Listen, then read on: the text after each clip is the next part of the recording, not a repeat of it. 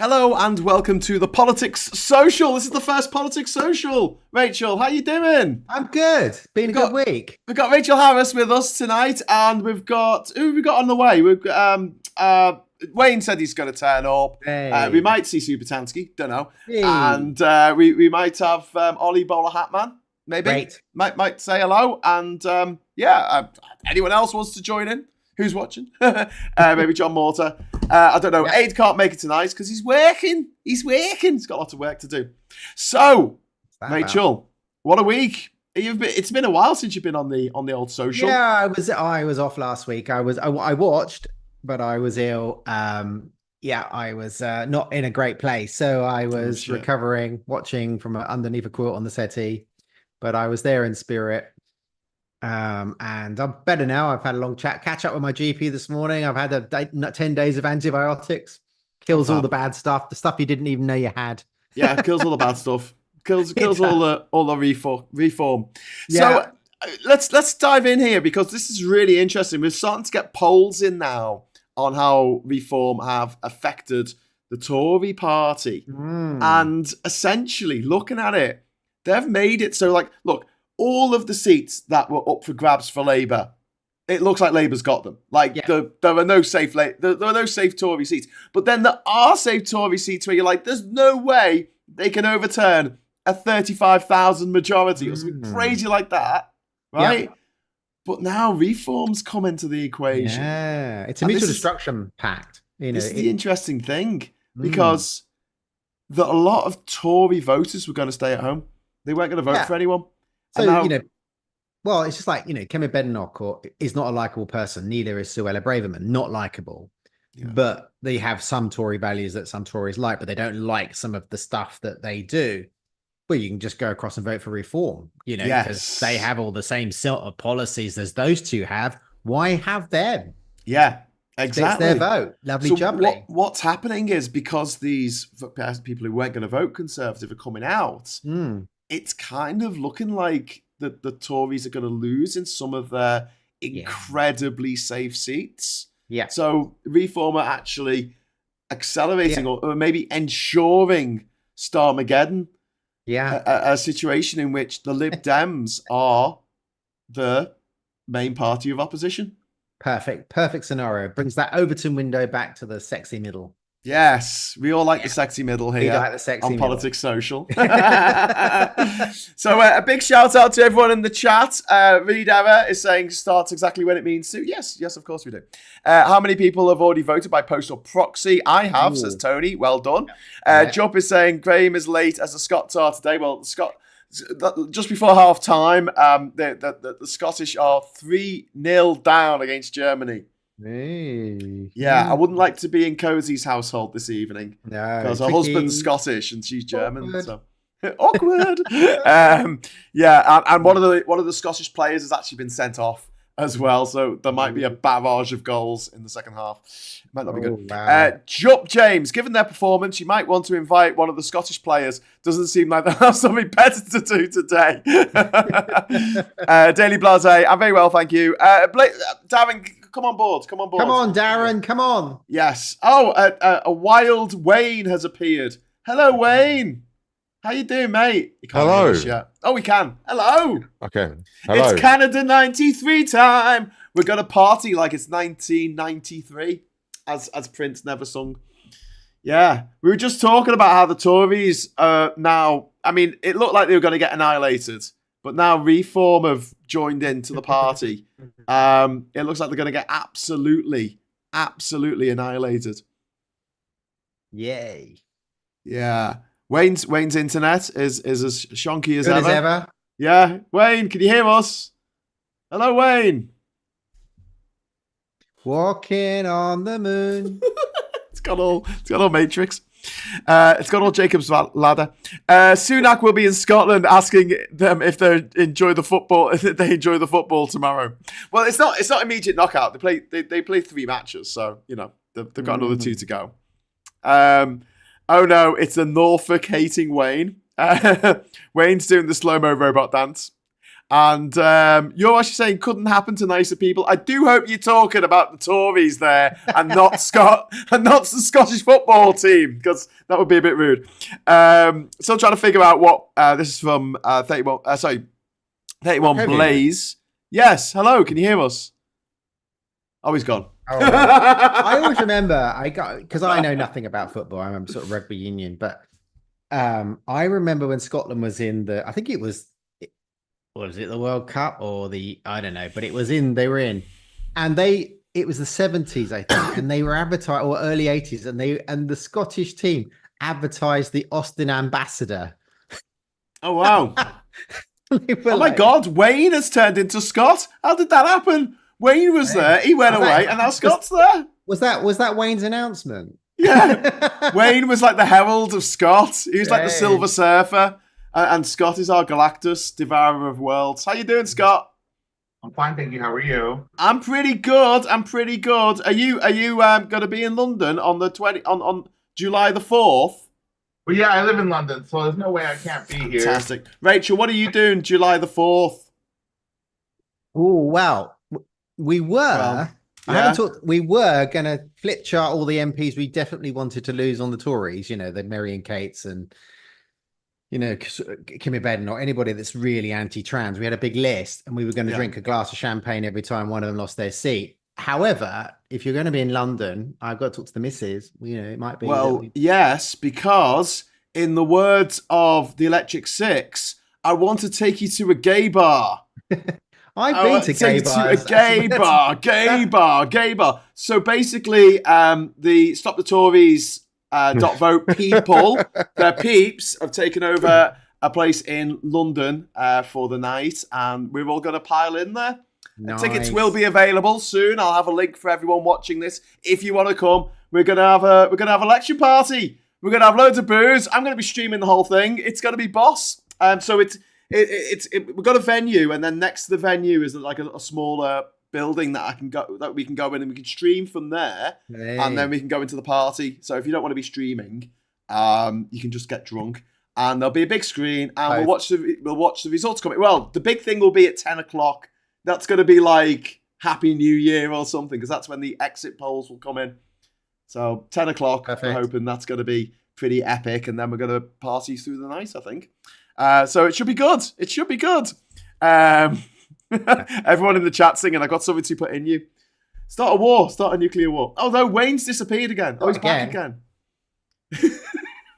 Wayne! You would think Essex was in the middle of the ocean, the way I know. My internet connection is it's it's just in and out. It's very sporadic. I had to do. Oh, God, what is going on? I demand the highest levels of professionalism on this channel. This is Politics Social. We'll have none of this nonsense.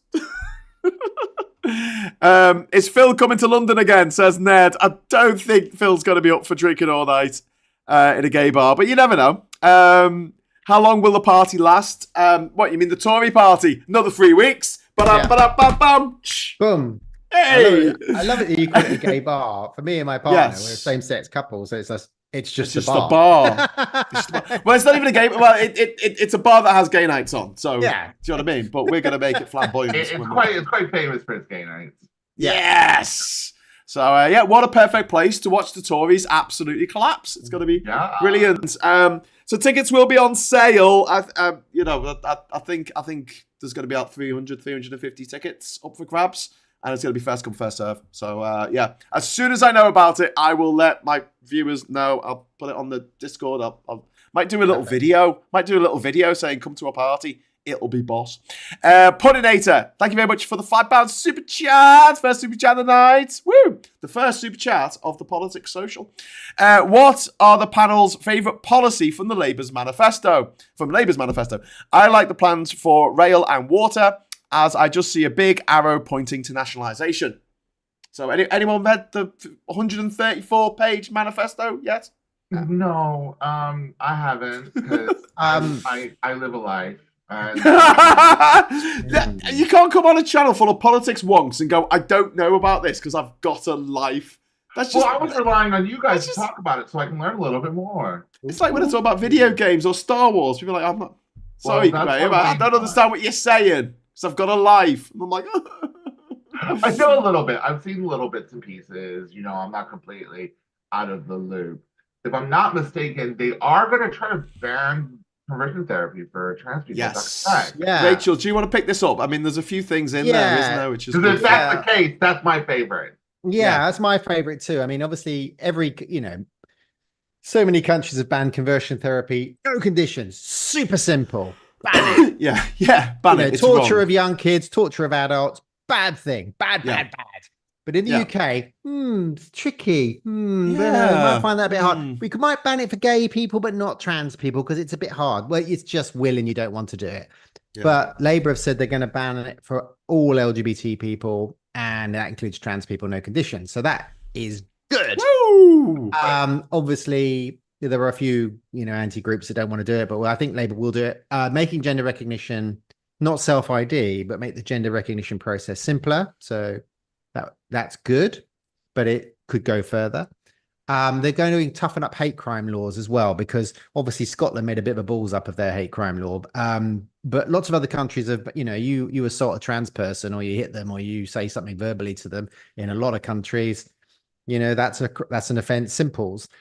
And I think they're moving towards that in the UK, because at the end of the day, they're going to have to battle a lot of trans and LGBT rights forward. But until they get to where they need to be, they need to protect us. And that seems to be in the manifesto, that they're going to try and toughen up those laws. So if you do start verbally assaulting us or actually physically assaulting us, that you're going to get a bit of a charge for that. So there's some good stuff there. There's a disappointment for me, just that in 2024. We're still having to legislate that LGBTQ is something that has to be in some way legislated for. I hoped that when I got to this age that I would have been we've been past this. We were nearly there, but then the mag. It's frustrating to me. But then Trump pops up and Boris gets in and it rolls it back 10 years and we've got to make that ground up again. And we will, but it's ebb and flow. I mean, I was doing talks in Ireland this week. I was in Dublin talking, and Ireland's got a few gender crits, but they haven't really got a foothold. Their papers are fairly independent. They're still moving forward. They've got problems, but they're generally moving forward. They're in the EU, and it's all still pretty positive. And I train in Germany, and I train in Spain, and I work in Hong Kong, and some of these countries are much more progressive than we are. But we'll catch the ground up. Yeah. I hope so. We've got a super chat come in. Sorry, Wayne. I'll give you in a moment. From Richard saying, surely a Lib Dem target seat in Stratford upon Avon for the Stop the Tories vote. I'll bring it up with them. So far, I've asked them about. Hang on, I wrote it down on my pad. I'll find it. Hang on, one sec. I've asked them about Sutton and Cheam. Yeah, sounds like a dessert.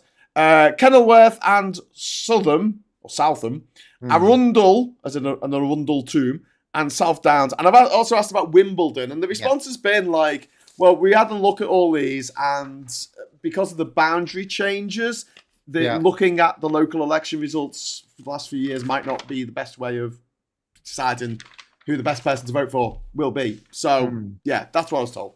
Anyway, so I'll pass the message on. Don't shoot the messenger. But there you go. And someone else was saying 1993 we'll play Blink 182 and Green Day. Excuse me. Well, I mean, maybe Green Day. 1993? No. 93. Blink 182, nowhere around. They were, but not Blink 182. Dookie didn't come out until 94, but then some of the singles from Dookie, like Basket Case, probably came out. But there were 3 or 4 albums before then. I know, but Dookie was when it was. That's when they got big. Yeah, but Blink 182, no chance. They weren't around until 98, 99, right? And that was the end of the 90s rather than the beginning. But Nirvana, Soundgarden, Pearl Jam. My childhood screaming at me, basically. Temple of the Dog. It's one of my favorite albums of all time. It's very good. Wayne, Alice in Chains. These are the conversations I told you where I just tune out when we had that conversation. You don't know anything about alternative rock from the 1990s then. Upper 80s. But what I was going to say was I'm loving the meltdown that the sort of faux middle class people are having about the VAT on private schools. Yeah, I know. It's just everywhere. Oh, I'm never going to afford it. I'm never going to afford it. Oh, I've never seen such a bunch of moaning old bitches in my life. No, I'm not gonna, I'm really not trying to do any, but at the end of the day, right? If you can afford to send your kid to school at £15,000 a year, right? Some people don't even earn £15,000 a year, right, to live on, and you're complaining that you might have to pay just an extra 20% on top. Fuck off. Do you know what Aid's saying in the chat? Aid is saying soul asylum. Thank you. But this what is wrong with you, Aid? I want someone to This is the guy. Train Aid. This is the guy who laughed at me for liking Taylor Swift. But they got that, sorry, they got that argument out there. They got that argument out there, though, didn't they? Because they're saying, well, two arguments. Somebody revealed it. Who's quite intelligent back to me the other day. Oh, well, the state school can't take all those public school kids coming back if we were to close them. Yeah, we could. Yeah, we could. And secondly, you know, the schools are businesses. They don't have to pass that fee on. So don't pass that fee on. Crazy, but they exactly countenance the idea. Also, private school fees in the last 20 years have gone up over 100% on average. Yep. Yeah. And they absorbed all that. And also, the subsidies given to the private school mafia kids amounts to £15,000 a year more than we spend on state school kids. So it's cheaper to send every little one of those crotch nuggets, every one of those little sex trophies, every one of those little womb goblins into an actual freaking school where, you know, Ofsted have to inspect them to make sure the teachers aren't abusing the children. We don't have any problems with parents or children in general, I would like to say. I don't have a problem with them existing. With children existing? Yeah, you seem very anti-children. Yes. Because the ones got jam on their face. You call them sex trophies. Sex trophies.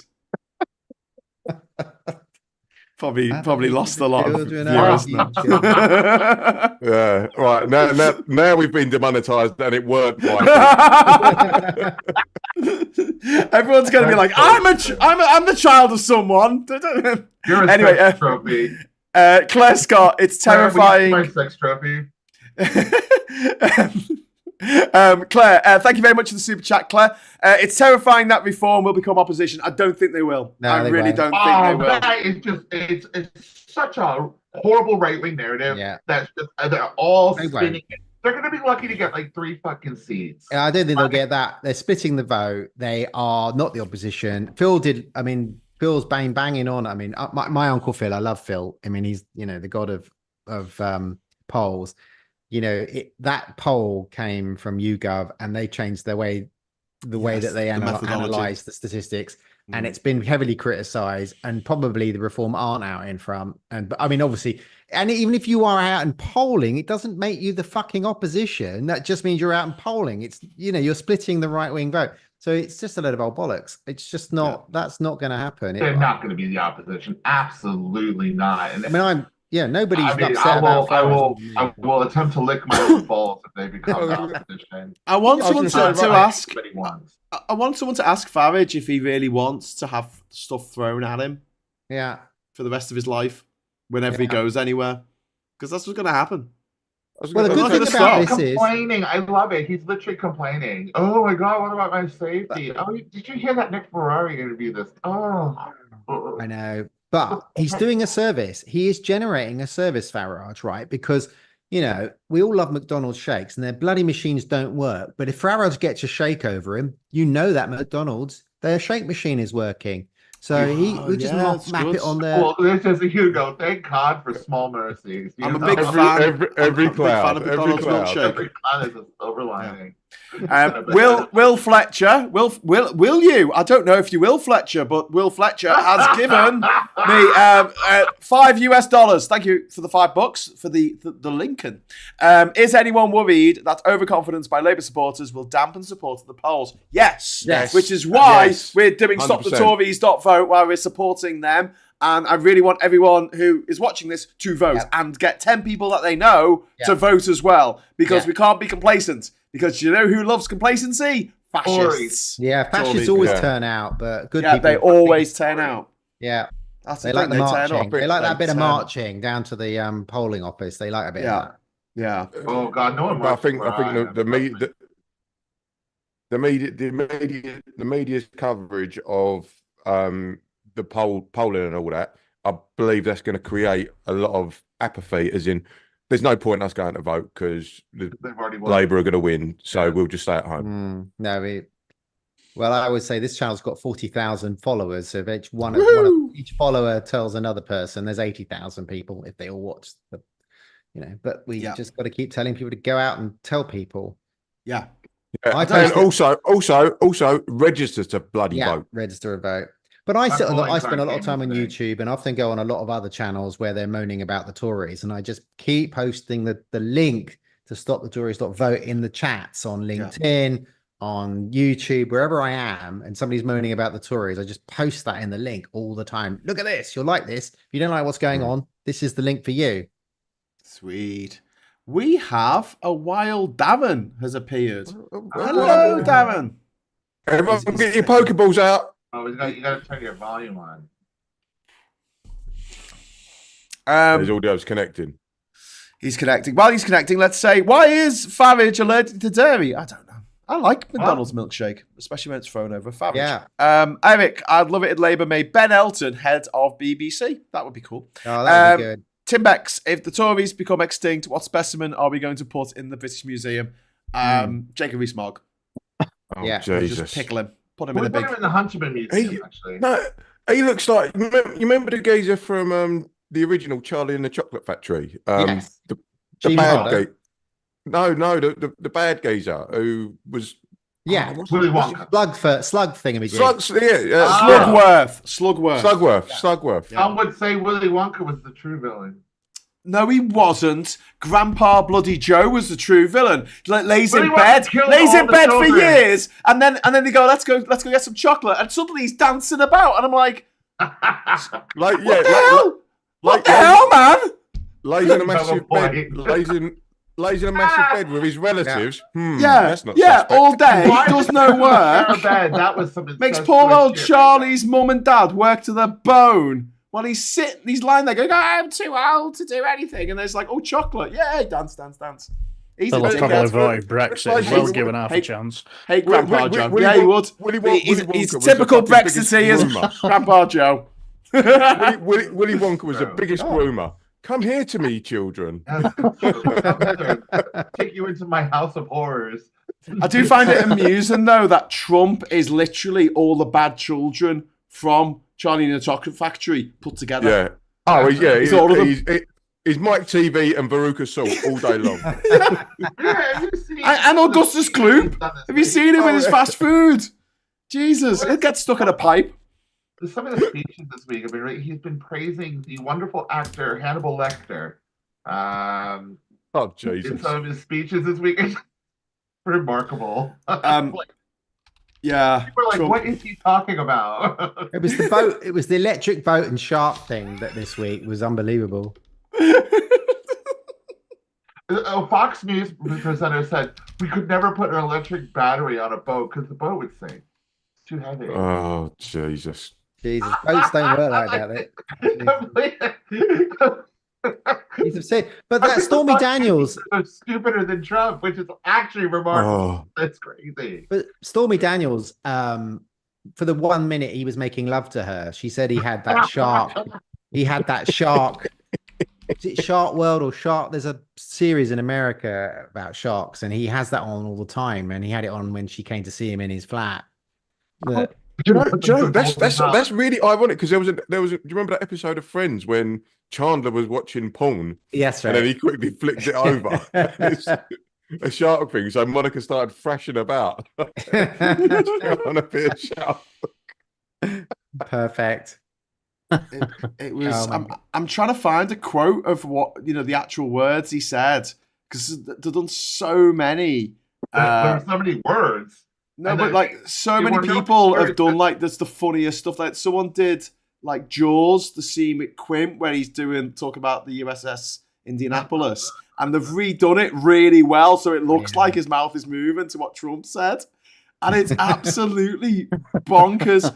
Okay, so I said, let me ask you a question, and the guy who makes boats in South Carolina said nobody asked this question, and it must be because of my relationship to MIT. Very smart. He goes, what would happen if a boat sank from its weight and you're in the boat and you have this tremendously powerful battery, and now the battery is underwater and there's a shark that's approximately 10 yards over there?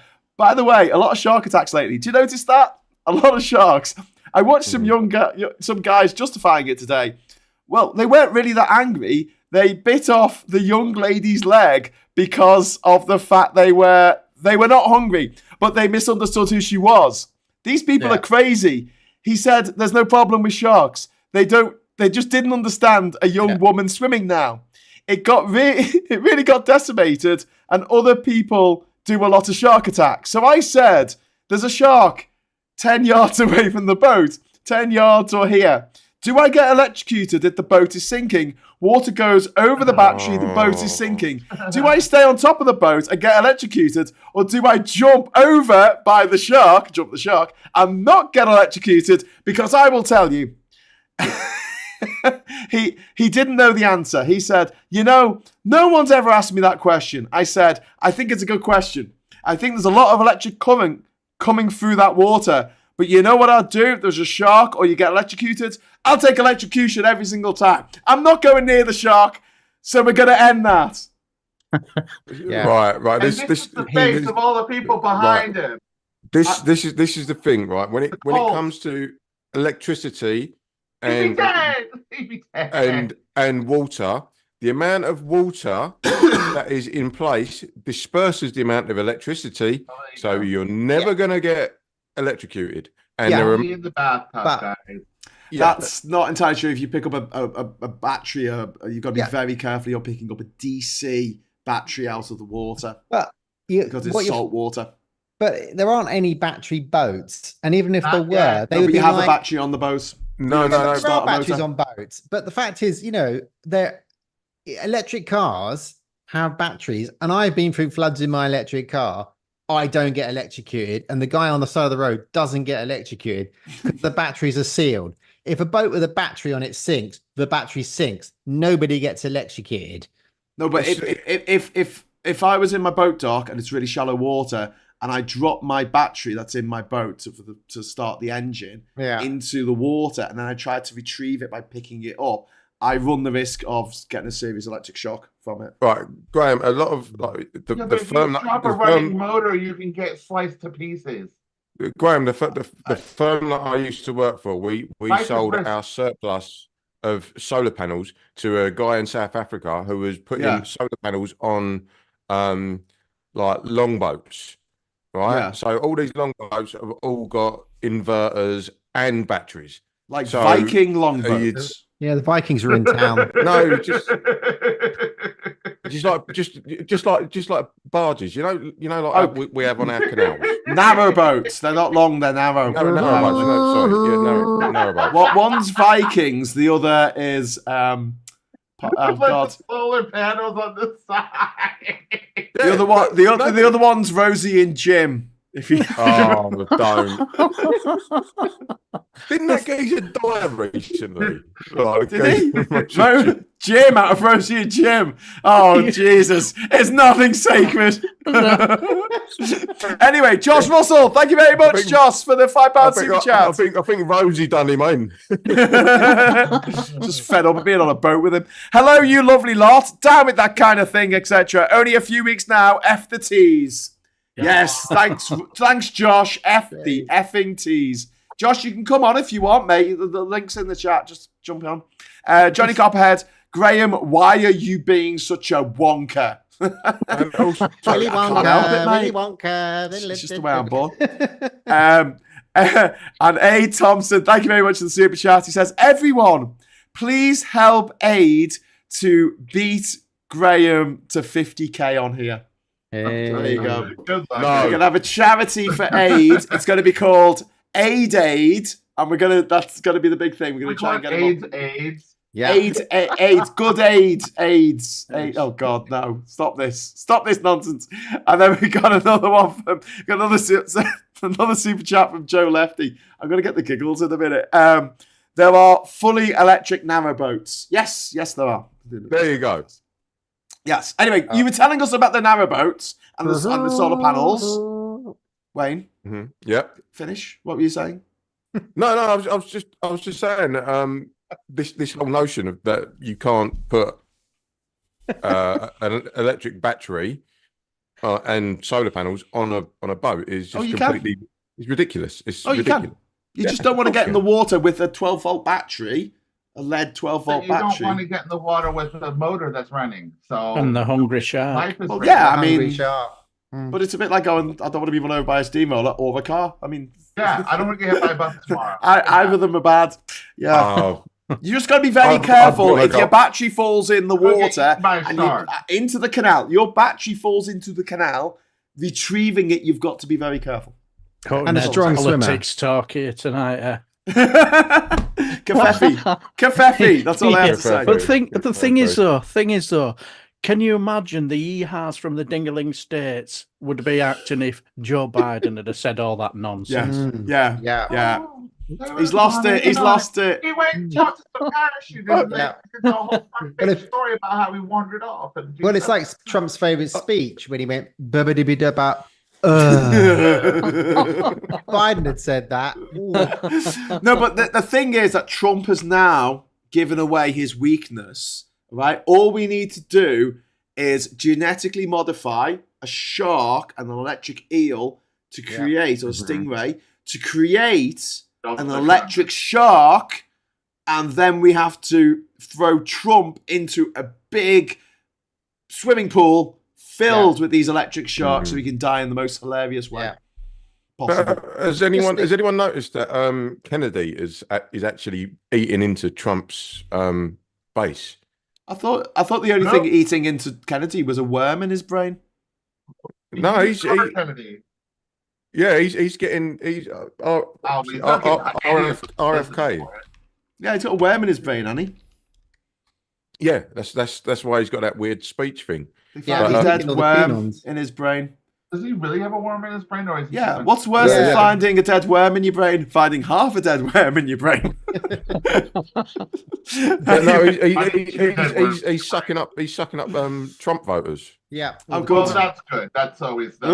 He's sucking off Trump voters. Disgusting. Graham, it's not that sort of show. For fuck's sake, I'm not the one getting the money, getting us. But you're the first one to drop the F-bomb, though. Ooh, Naughty getting man. close to No, Trump's no. cheesy. What's it?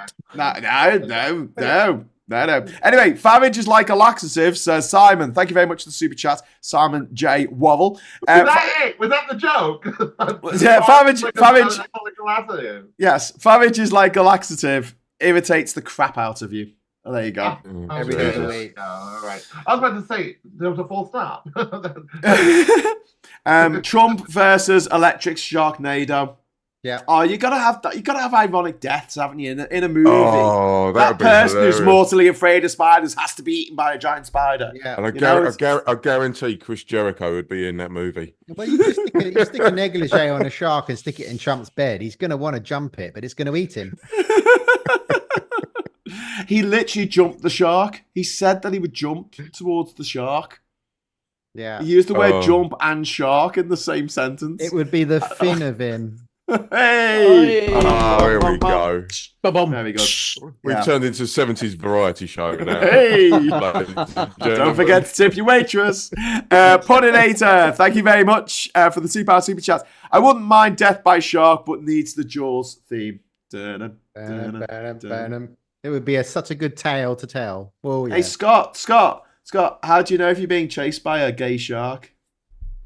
Oh, here we go. Oh no.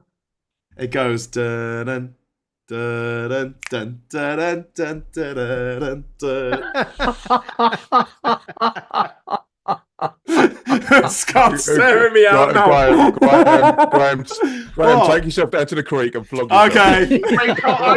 I'm just going to go off to flog myself to death. You should have updated the song on that. You should have gone. We'll be together again. You should have just updated the music. Jazz hands. Yeah, absolutely. Sorry. In some hot pants as well. Oh my God. No. I want to see chaps. that. In chaps. Chaps. Ooh. I like chaps in chaps. Grandma paid 50p to see you in chaps. 50p? Yeah, it's a deal. It's a steal. It's a sale of the century. That was some easy negotiating. Yeah, well done, right, that's why my middle name is actually I'll do anything for 50p. Anyway, but I won't do that. W. James and Thorbug 99 are both telling us that it's 5-0 to Germany against Scotland now. Oh, really? Oh, dear. I really want to put football on my telly, but I don't think my phone can handle it. Hey, this is interesting. So Darian is claiming that dolphins are gay sharks. Right, first of all, sharks are no. And dolphins are mammals. But I like that idea because, sharks are mortally afraid of dolphins. They did this on Mythbusters. They got like a dolphin shape and they put it in the water and the sharks swam away. It's orcs versus elves, isn't it, really? Right. I'll tell you. Or you mean orcas versus elves? Do you remember Sequest PSV? Yes. Darwin was a double R dolphin. There you go. Oh, yeah. I remember Flipper. Fuck everyone up. Yeah. Back to Jaws. Someone on Twitter actually wrote, poor Scotland getting beaten by Germany, then things went from bad to worst. Like a German sausage. That's unbelievable. Oh, that's a new low. That's shocking. Sorry to interrupt, but it's 4-0. 4-0 Germany. Yeah. 4-0. Colin wants to go home. Adam is saying that I should be slapped for the bad joke, and then Christine's saying it's better than hearing his bloody Guinness Book record every week. That's funny. Guilty as charged. Yeah. I don't know who plugs their own book more, you or James O'Brien. Or James O'Brien, yeah. I think he sells a few more than me. Paul plugs their own book more than James' book's good. It's a good read. Thank you, Rachel. Thank you. All right. I enjoyed it. I can't wait till after the election because I want to start work on the sequel, which has been, I'm doing a George R.R. Martin. It's taken 15 years to write. Sticky tape a hamburger on a stick on front of the shark's snout near Trump.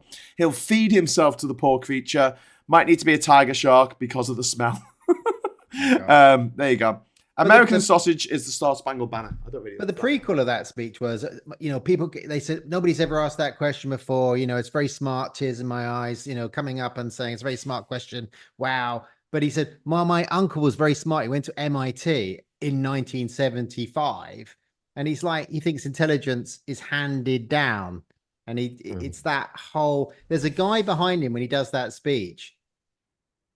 Which they've homed in on a lot of the left-wing channels, and he looks so confused. What the fuck is this guy talking about? The guy's face, you can just see him going, "I'm voting for the wrong guy." His autocue broke, didn't it? Yeah. There's still more videos now. 120 degrees. These rallies really early, saying they've got to get to work, things like that. Yeah. They're not sticking around to listen to the rubbish. I think that's because they've generally made up their mind anyway. Yeah. Or we're gonna vote Trump. We don't need to listen to all this nonsense.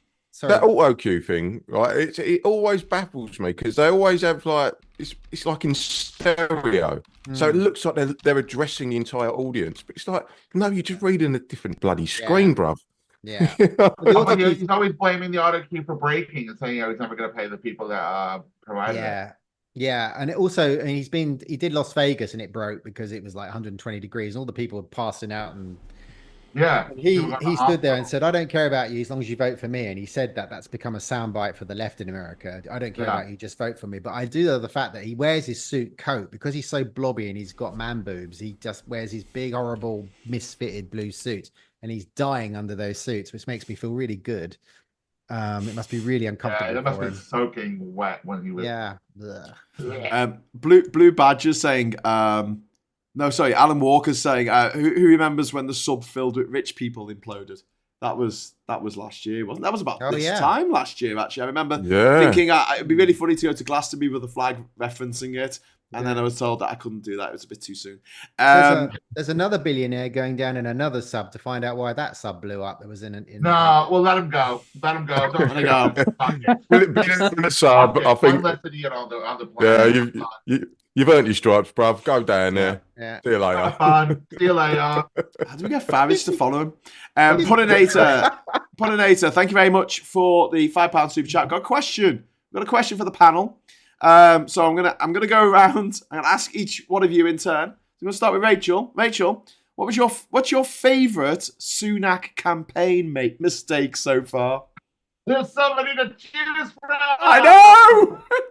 So many gaffes and bon mots. There are so many out there. I mean, obviously the one that really killed him, and it's the D-Day one. Yeah, it's that, and then arriving in ITV saying, "No, it all ran over this D-Day thing. Really sorry about bloody D-Day. I hate it when it happens. Bloody D-Day. You know, my side lost during the war, so I still had to go. It's just that driving in the studio, just thinking it was all a big hassle. That and Sky Television. Scott, what's your favorite misstep so far? Well, I think I've got one that I have kind of imagined in my head, but if you know what I mean, was when he went to Morrison's. And then they asked him in that interview, when was the last time you went to Morrison's? He was like, I don't know, 3 weeks ago or something. I was like, you're a liar. You've never been to Morrison's ever in your life. That was the first time you picked up that loaf of bread. You sniffed it with, is this what you people eat? You know what I mean? It was, what is this magical place?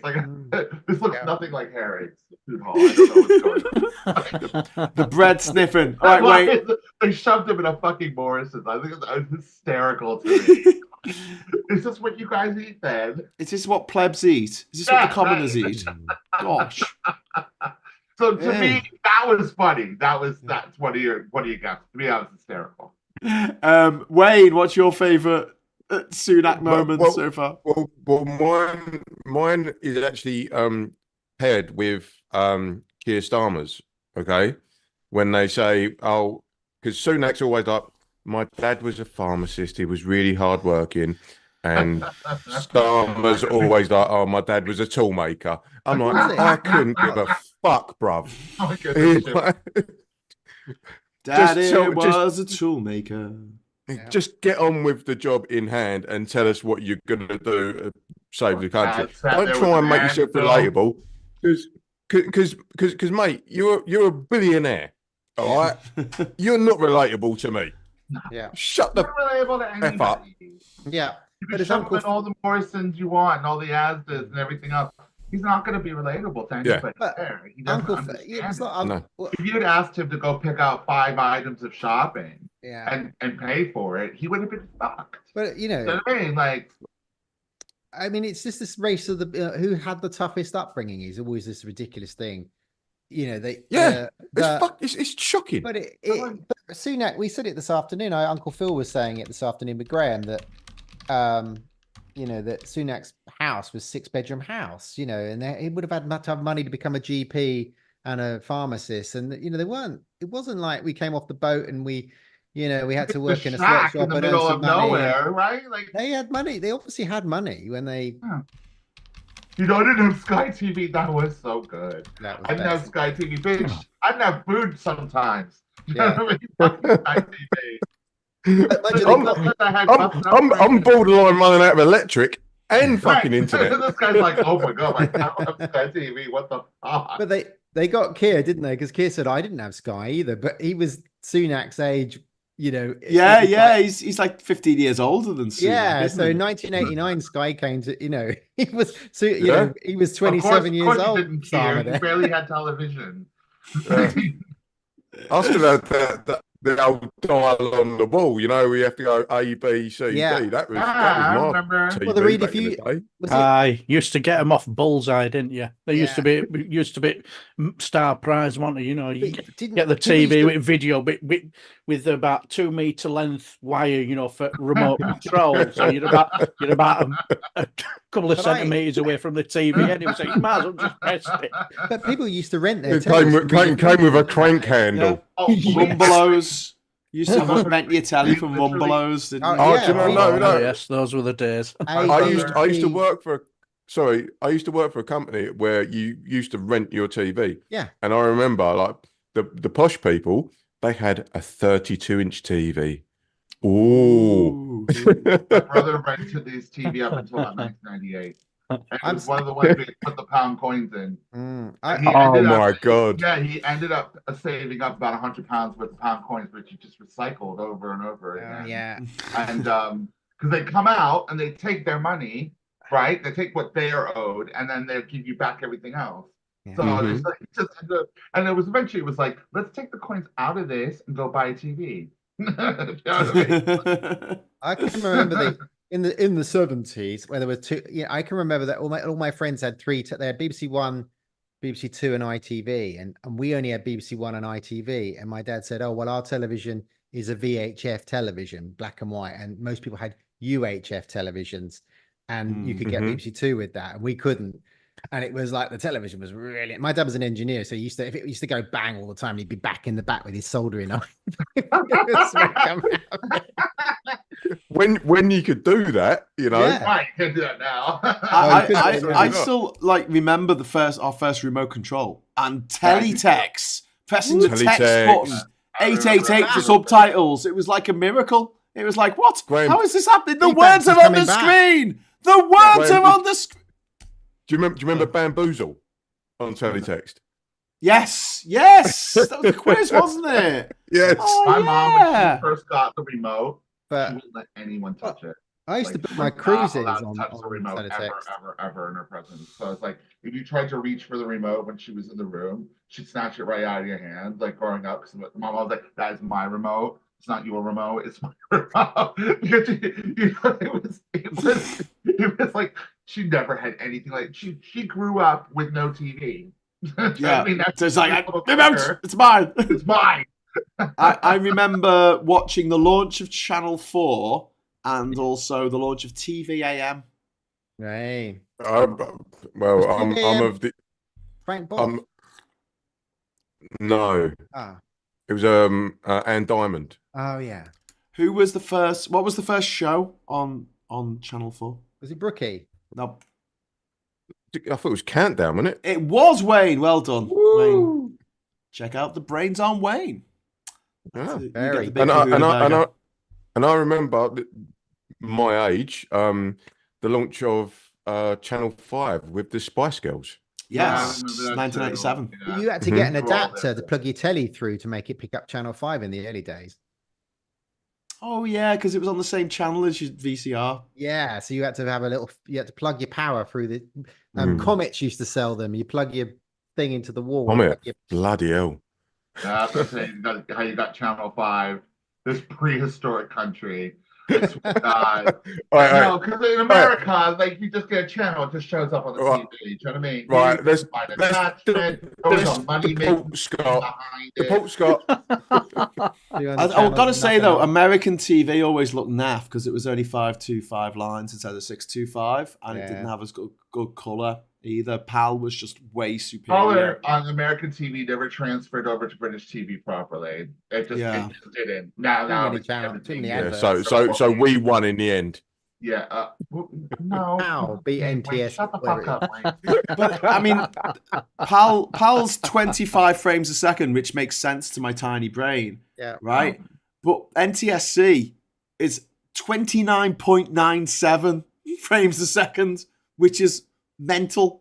It's just like, who who designed these things? But yeah, no, well, yeah. So it sounds like my bandwidth. You still have regions on DVDs and Blu-rays. I mean, you think that would be gone by now. But all that stuff, America, like Taxi and Benson and all that stuff we used to watch in the 70s over here, we always had that yellow tint because they converted it really badly and everything was sort of yellow tint on it. Yeah, even in the 90s, it was bad. You could tell what an American TV show was in comparison to a UK TV show. It was better. It was better quality. The British American TV is so puritanical. At the when I was growing up, like it was all very I remember I've been here in this country for probably about 2 weeks, and I was up really late watching TV, and I saw a naked man on a channel. Channel 4, right? Dun, dun, dun. No idea. Of course, it was Channel 4. Was it the Chamomile Lawn by any chance? I have no idea. There was a naked man, and I saw his winky, and there was like a naked woman. I could not believe it. I was in absolute horror shock. I nearly woke up my mother. I was like, "Mom, there's naked people on the TV." I couldn't believe it because that would never be on television ever at any time of night. Ever. Because in America, there's no nudity, there's no sex, that no one uses the toilet. No one swears on American TV, but you can be as violent as you like. There's an episode of 24 where he cuts someone's head off and then dumps the head on the table. And it's very similar to Saudi Arabia. If you watch TV in Saudi Arabia, they leave all the violence in. They show horror movies during the day for like kids to watch, but it's a country where they still have public executions. So, you can be as violent as you like, but if a man and a woman hold hands in a scene, they'll actually pixelate out their hands. So you can't see them holding hands. Is this why there's no toilets in Star Trek? Yes. Yeah. No one goes to John in space. No wonder they never got to understand police squad then. They do in 2001 A Space Odyssey.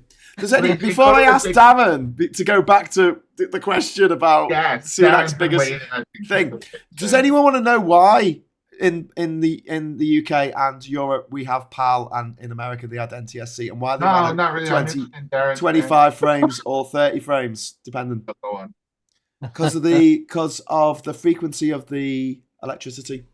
Here we run it on 50 hertz, and over in America it's on 60 hertz. And basically, if you get a British camera running at 25 or 50 frames a second, and you film something that's lit by American lights and in an American electrical system, the lights will flicker. It's why you see people when you are, especially during the lockdown, people zip their webcams when they buy a new webcam, and they will be waving. They hadn't set it to 50, and they need to be set to the right frames per second. So there you go. You didn't want to know that, but now you do. Right, Darren, my friend. This is supposed to be politics, and we are getting so nerdy. Also, I've missed a couple of super chats. Darren, just forgive me for a moment. I'm going to do 2 super chats and then straight to you. He's been waiting. He's been waiting so patiently for the last half an hour while we've wibbled on about remote controls.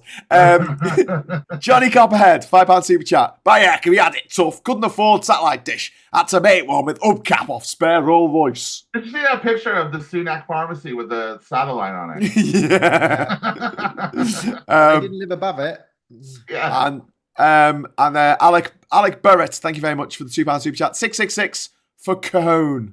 There you go. Scott's gone off. Oh, here, it's my terrible gay jokes. Scott, listen to music in the background. It's waving vinyl at us.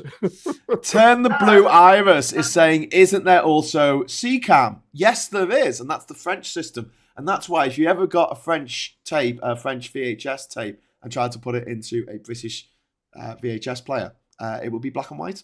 Osmore Video 2000. Let's all meet up in the Video 2000. That doesn't work. Right, Darren, tell us the going back to half an hour earlier. I know what it is. Well, I was just going to mention that one of my favourites, but Scott stole my thunder with the what they call it, the Sky TV, just like you can see him having that interview. You can see him having that interview and he's saying, did you ever face any real deprivation? And he goes, and you say, oh, yes. And he's in his brain, he's whirring round saying, just don't ask for any examples because I will not have a clue. And when he does, you can see the toilet, you can hear the toilet flushing in the background because, oh shit, I'm in trouble now. Sky TV. That nervous laugh, but my favourite one, as he's doing his rounds, going meeting people, and you see this rather irate young lad with a mobile phone in his hand, and he goes up to him, looks up to him, steam coming out of his ears, and he does his famous Gavin Williamson voice of, oh, hello, would you like a selfie? Would you like a box to stand on first, bro?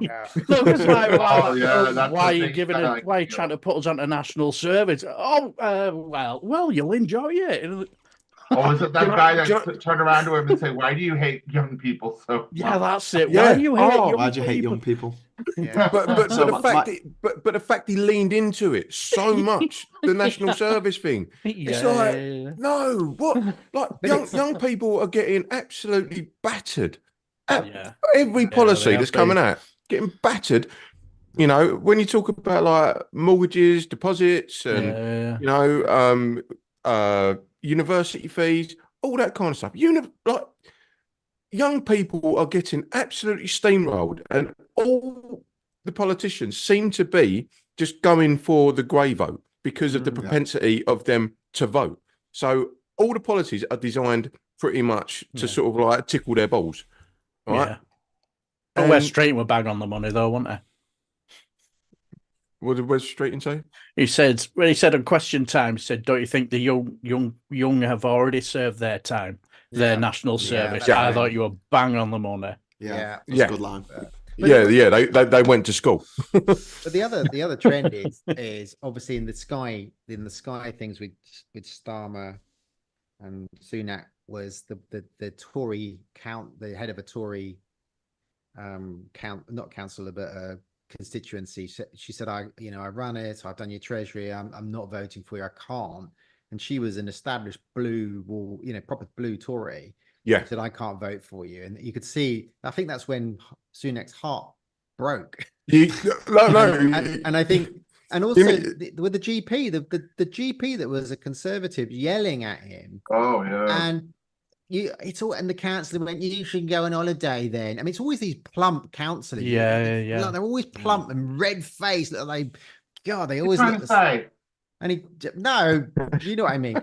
And he was like, you should go on holiday so much. Then GP, it's like she's one of them, and they're attacking their own. And he timed his laugh to perfection, didn't he? Yeah. After he said it, that nervous laugh, and you think that wasn't a good look, was it? Do you know what my favourite moment was? In the rain, announcing the election, looking like he's about to burst into tears, and then Steve Bray blasts out "Things Can Only Get Better" by DV. Yeah. Absolutely phenomenal. I mean, they started as he meant to go on. Yeah.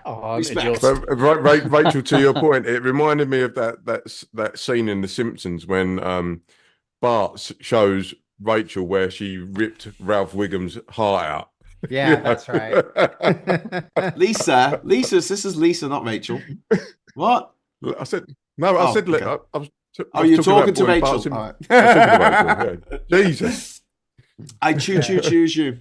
Yeah, that one.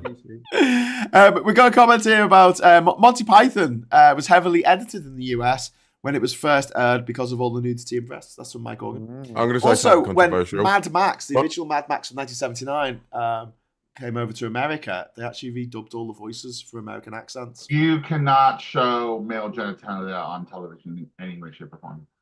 Monty Python, overrated. However, there's one thing to do better in America. In movies, they have an R rating, so you can take your kids to go and see an R-rated movie because it's up to the parents or guardians to decide, what's okay, what's acceptable for their 13 or 14-year-old son or daughter to see. In America, a lot of cinemas will turn away children if they.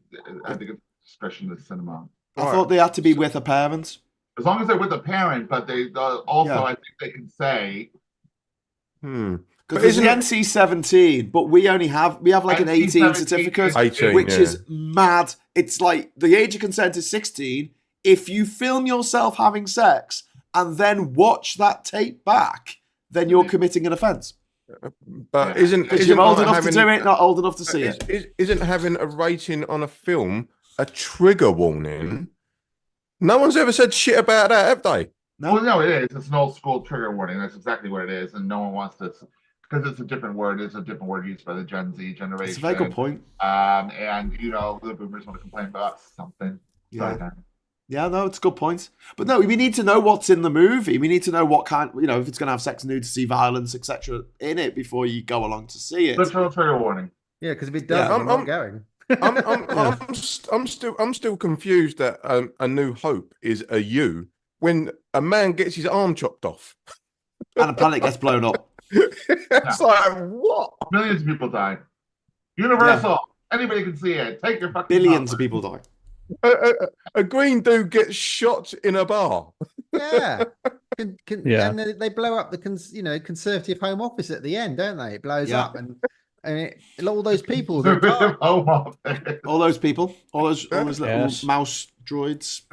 That's And in that bar, Jeremy Corbyn saved Luke Skywalker from getting an absolute pelting, didn't he? We got another super chat come in from George. Thank you very much for the £2. Curiously, young French are flocking to National Rally. Yeah. Thanks for the super chat. Yeah, this is the point. So we got the EU election results in last weekend, and it looks like a lot of young people. Oh, Cozy's here. Hello, Cozy. A lot of young people are. This is actually good timing, actually, for Cozy to come on. A lot of young people are seemingly flocking to the right wing, but it's not like they've won. The centralists are still in charge in the EU Parliament. Yeah. It's just that more people have voted for the far right than ever before. There's a really good. I posted it in the Labour chat. The TDLR news, whatever it's called, they did a really good explanation of how the EU shifted and how it doesn't make a lot of difference. The right's still split on the right. The middle is exactly the same. There's been gains on the left. And actually, you look at the European Parliament, not a lot's changed at all. But that TDLR news, whatever it is, the one. TDLR, really good. TDLR. Yeah, it's 6 minutes long. TLDR. Yeah, 6 minutes long, and it's just calms you down if you're worried about it. You watch it, and it's actually really good. Hello, we've got Tam. We've got Cozy. So Tam's from Scotland, and Cozy's from Germany. Are you enjoying the football? Well, that's why we came on a bit late. We had to wait for the football to finish. Oh, is it all over now? Sad now. It is. Was it 5-1? What was it in the end? I mean, I wouldn't have begrudged Scotland to win if they had. What was the score in the end, Cozy? 4-1. 4-1. The one was an own goal. Oops. Oh, no. Oh, Scotland. So all the goals were scored by Germany. Oh, Germany felt a bit of sympathy. It was 5-1 at one point, but the fifth one was an offside. Actually, there might have been another one after that. I'm not sure. I cannot wait to text my Scottish friends after this when I can actually. Oh, don't Wayne. Don't leave them. Have they not suffered enough, Wayne? Have they not suffered enough? Exactly. Leave him alone. He's already dead. Dead already. Why not? I do it to my friends who were Leeds United fans. Oh dear! Especially I did it when it came to player final when they blew it. Oh, what a shame! I was so sad. I give up drinking for about 2 minutes. Oh. Then just got absolutely mortal. Trousered, I was. So, Cozy, just before you came on, we were talking about the EU elections, which is the first EU elections that come on, seeing that. I mean, Britain's not been part of because of bloody Brexit. And now Farage must be sitting there going, "Oh, I wish I was in there. I would have won loads of seats." I know. I'm just too knackered to go to my friend's leaving do, so I thought I'd jump on anyway because, the EU election. So guys, tell me what you think about this. So the last few weeks, months, I mean, obviously, increasingly with the election approaching, there's been more and more in the media about sort of impending doom of the right wing doing really, really well. And, there were all these... I actually felt that it felt to me like, in the end, like fear-mongering. All these people who are saying, all these political pundits and, analysts and serious papers warning about the right and the far right doing really well. And lo and behold, now they have done really well. And oh my God, it's a disaster. And then when I look at the actual numbers, I'm like, well, first of all, yes, they've done well because you've all been announcing it for weeks. Yeah. It's manufacturing consent. If they'd said, there are concerns that there might be a surge of the right, that I think that is different from saying they're predicted to do really well. I think the latter gives people permission to vote for the arseholes, frankly. Sorry. Yeah. Is that a word we're going to get demonetized for? Oh, no, Wayne's on. So. I'm all over it. Oh, well. Wayne's already sorted that out. We're not going to get our £12.50 for this video. When I look at the actual figures, I mean, for the Greens, it was a disaster. They've lost something like 20 seats. They went from something like 70-odd to 50-odd. So, yeah, for the Greens, it was a disaster. When you look at the actual parties, yes, they say it's about 30% sort of right-ish parties, which 30% is 30%. Yes, it's too much to ignore, but it's also only 30%. It's not a majority. They're going to have to work together to achieve anything. And they're so good at working together, aren't they? Yeah. And also, when you look at, the likes of EPP, they still have the same. There's the pro-European and the pro-EU parties and groups, the people who are there to do serious business, to have serious negotiations, to actually shape Europe's future rather than polemics. Yeah. They're still in the majority. Yeah. So I'm not I'm not as worried as others. And you guys tell me, am I being naive or no, I don't. Am I right to be optimistic? I don't think the so. UK election. Can I just jump in? Because Alec Barrett's dropped a super chat in, and then we'll come to Rachel. Alex says, "Thank you very much for the super chat. Macron is a shit president. Put Republic in its place as fringe weirdos, though, but increased the far right vote, though. Pre-Suez orthodoxy is back." We'll talk about Macron's decision to call an election, a parliamentary election, not a presidential election, in France in a moment. But yeah, I want to go to Rachel. Yeah, when you look at the map of the European Union, you see there are the two bodies on the right. One that's sort of, there's EPP and and they famously don't get on. One supports Ukraine, one doesn't. Blah blah blah. And then there's a load of independents who are all mostly right.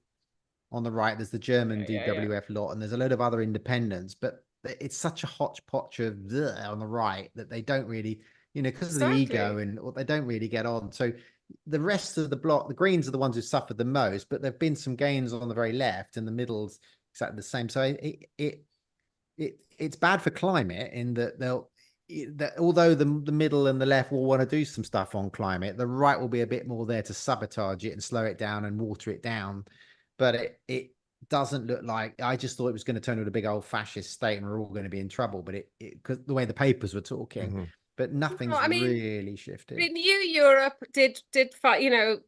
They've lost seats, but the EPP have gained 14 seats, so that kind of wipes its nose. Yeah, the ECR have gained 7 seats. It's not a huge amount, and the ECR are still not. Yeah, they're not unreasonable. I put them in the bracket of reasonable. Yeah, and we're talking about France and Germany that really affected it. And you look at. I mean, I've just looked up the results. Do you want me to screen share them and then we can illustrate what we're talking about? Yeah, go for it. Sorry, Wayne, is this your channel? It is no. Please, no, wow. Cozy, please don't screen share. I can't. Yeah, I won't. It's a genuine question. No, but the screen's set up for us, if you screen share, it'll go really weird, and I won't know what will happen. Oh, no, going out live. Fair enough. So please ignore Wayne. This is not Wayne's channel. Thank you. Graham, I'm just. I was only doing it because I'm in the Zoom call. I'm not in the actual chat. Yeah. Okay. I know. Sorry. Hang on. Wait. Do you know this goes out live on YouTube? What? Yeah. Did you just think this was a Zoom call? Because we had Asif Kapadia on here, the film director, the documentary director. We had him on last year, and he was walking around New York talking to us for about an hour. And then afterwards, he was like, "Was that going out on YouTube?" And we were like, "Yeah." He's like, "Oh shit! I thought it was a private. Call." But there you go. Anyway, apparently, Lucas wants Wayne to take over. It is just how casual it is. You know what I mean? So yeah. I'm sitting here with like no internet, and like I'm like, "Cozy, yeah, I want to see that." Like, we can't let Wayne take over because your internet's not fast enough. Get faster internet, and I'll put you in charge, Wayne. You can be. You can be the controller. Hot. Can I Are you put okay, a Cozy? screenshot? Oh, I can't. I was going to put a screenshot in the chat, but I can't.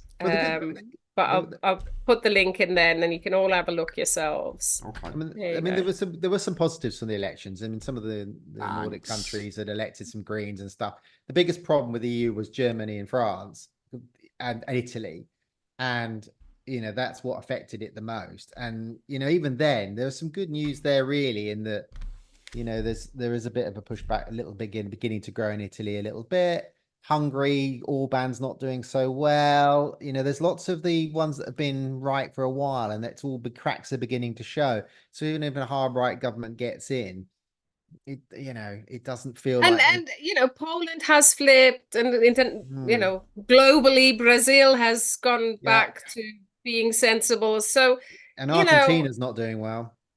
Sorry, who? What? When? How? Argentina, yeah, I know. Oh, Argentina under Milei, Javier Milei, the anarcho-capitalist or ANCAP man who runs around with a chainsaw, and now the inflation rate in Argentina's gone through the roof. Yes, he looks a bit like Leatherface, actually. Yeah. And he won't look out of place in Tory Party either. He does have a look at Leatherface. Someone in the chat just said that they've realised now who Sunak reminds them of, and it's not Will from the In-Betweeners. It's Gordon Brissas and the British Empire. Oh God! Yeah, no, that's not from Red Dwarf. Yeah, Chris Barry. Chris Barry. Yeah, that's not a bad shout. Svax is saying, get ready for Wayne takeover as soon as he solves his internet. Yeah.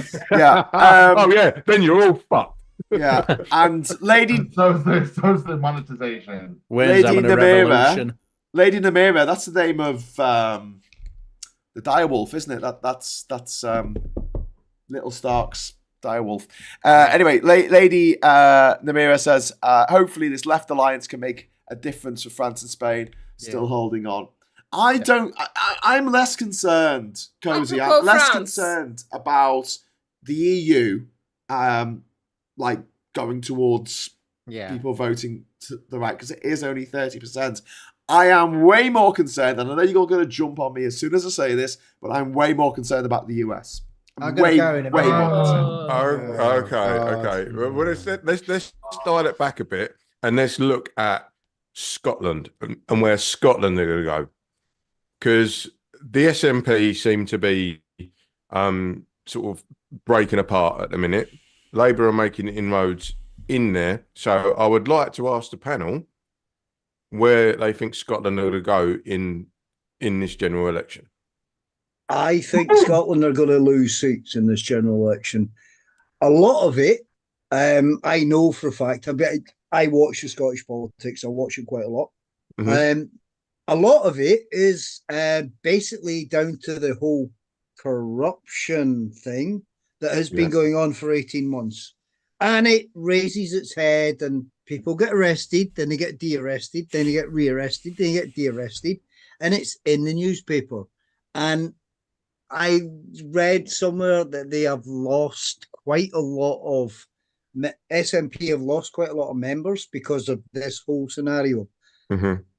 I kind of wonder, is like, how much of that is orchestrated by Westminster? Ooh, let's arrest them. Front page news. De-arrest them. Front page news. Re-arrest them. Front page news. It's bad SNP, bad SNP, bad SNP. On the run up to the 2014 election, I've seen this in the newspaper all the time. Everything the SNP did was bad. And I'm just wondering if it's Westminster using the little puppets and using Police Scotland to do this. It seems to be working. And yeah, I think SNP are going to lose a few seats. So do you think there's a bit of a conspiracy, like a Westminster conspiracy to sort of delegitimize the SNP? I hate using that word, but yeah, basically I think Westminster are the first time I've heard that, playing it. And it's SNP bad. It's actually that is an actual saying in Scotland, is SNP bad. MSM can't do anything enough to make SNP bad. It's the way it's reported as well. And, you know, it's not necessarily a conspiracy of anybody in, you know, positions of power. All it takes is for somebody in a constituency office of an opponent to call the police. The police has to act on it. Let's face it, we know this happens all the time. It's now been going on for 2 years. Yeah, because that holds true in the fact that like Ian Blackford was always absolutely pilloried in the British media, and then your guy who the new leader who was on the show yesterday, who came across absolutely just brilliant. I was like, I'd vote for that geezer if I lived in Scotland. But it seems that like Scottish and Welsh politics has been completely delegitimised. It's like they don't matter anymore. Yeah, this is England's election, and these guys don't matter because whatever they vote is not going to make any difference to. And it's been proven time and time again in any general election. Whatever Scotland votes or whatever Wales vote, it doesn't make an impact on the actual outcome of the election. So on the union in the sense of like you've got Northern Ireland, Wales, and Scotland that all voted to stay in the EU, but 63% for Scotland. But England were like, we're dragging you out anyway. Yeah, you're with us. Yeah, I mean, I did. That is the ultimate lie, because in 2014, on the run up to independence referendum, one of the biggest questions was, if you leave the UK, you will be leaving the EU, and that cost a lot of people to vote. No, we want to stay in the UK because we want to be part of the EU. Yeah. That there was easily more than 5% voted that way, and there was only a 5% margin, and that whole enigma cost 5%. Ooh, if they'd seen 2 years into the future, I think it would have been a totally different story. I mean, 63% voted to stay. 63% of people in Scotland voted to stay in the EU. And the thing is, I think that comes down to sort of like like you say, the whole sort of London, Westminster bubble. Like the southeast of England commands so much of the rest of the UK, and it's like this is where I live in the southeast, and I think it's a madness that when I see polls and voting that goes on elsewhere in the country, and yet we just shut that down. Like we've basically got a veto on the rest of the country.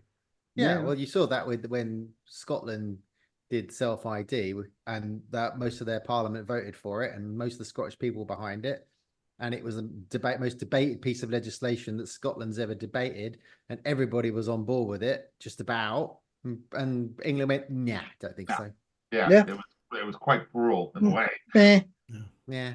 Farage has recently said that he wants more referendums, which Stephen Flynn was chuffed about. He said, "Oh, great, let's have another Scottish referendum, and we can have a referendum for going back in the EU."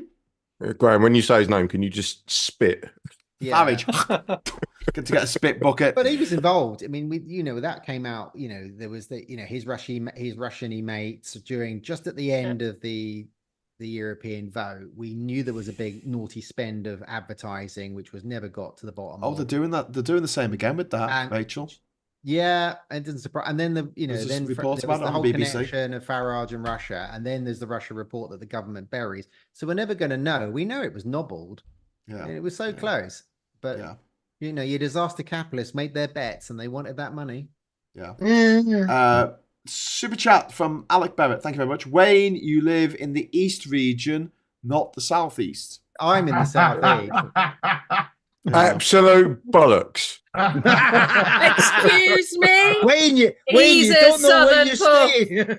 He's not. He's from Norfolk, basically. Essex is just essentially Norfolk, as far as I can Absolute. Right, I'm in fighty mood now. They all smell the same to me.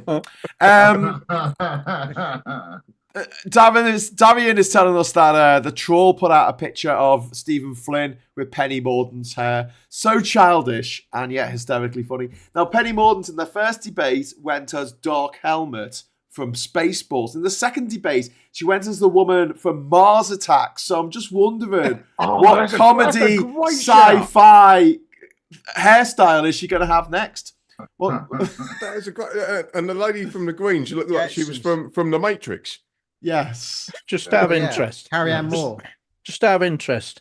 I only watched about 5 minutes of that debate last night, and then I just switched off because it just sounded more like a free for all after 5 minutes, and it really did. I can't be bothered, and I thought, was it as bad as that all the way through to anybody who watched it? Yes, I watched. I did a watch party. And then I got told off by people in the chat saying, "Shut up, we can't hear what they're saying." Because what I had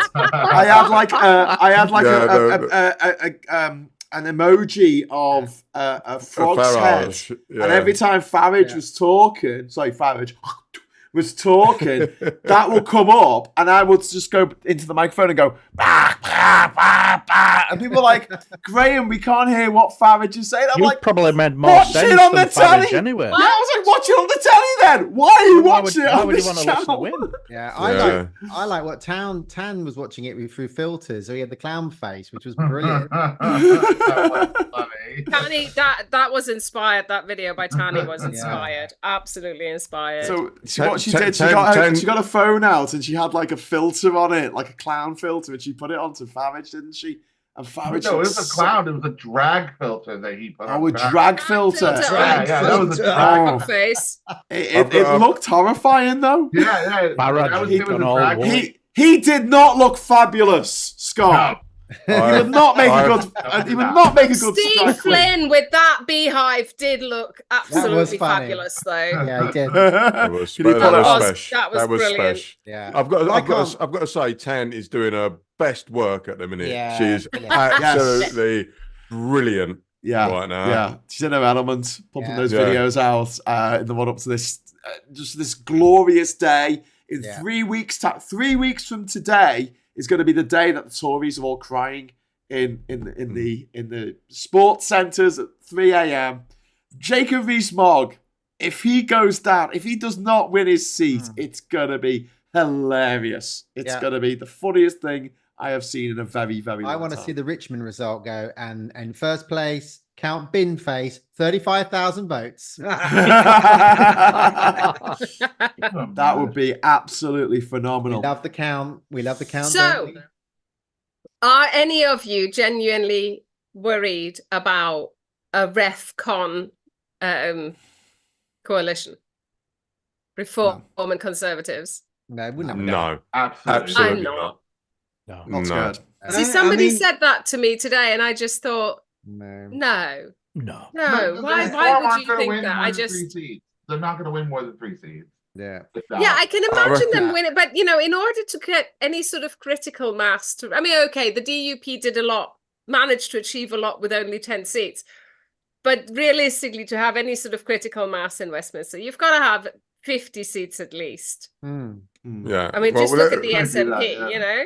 Well, the SNP, what, had 53 last at election? one point, yeah. In fact, they had didn't they have 59 at one point when they completely possibly it was 50 something, and they're not going to get. They might get one seat. The worry is that there's one like, or two seats, but I wouldn't be worried. I'm not worried about one or two seats. No, the worry for me is that the Tories lose really badly. They only get 50 seats, right?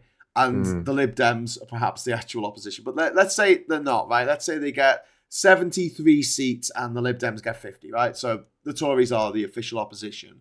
And then you've got Sunak's going to resign, obviously, immediately. And then 100%. they're going to be looking for a new... Well, California's calling. They're going to look for a new leader. And if Farage has been elected and they allow him to join the party across the floor, he could run as leader, and then he would be the leader of the opposition, and he would be on every fucking television every fucking day, and I have to see that ugly, goddamn, gormless face every day. So at that point, I might just leave the country or rip my eyeballs out, one of the two, because I'm sick of seeing him. I'm sick of seeing him. To be fair, Graham, that's already happening.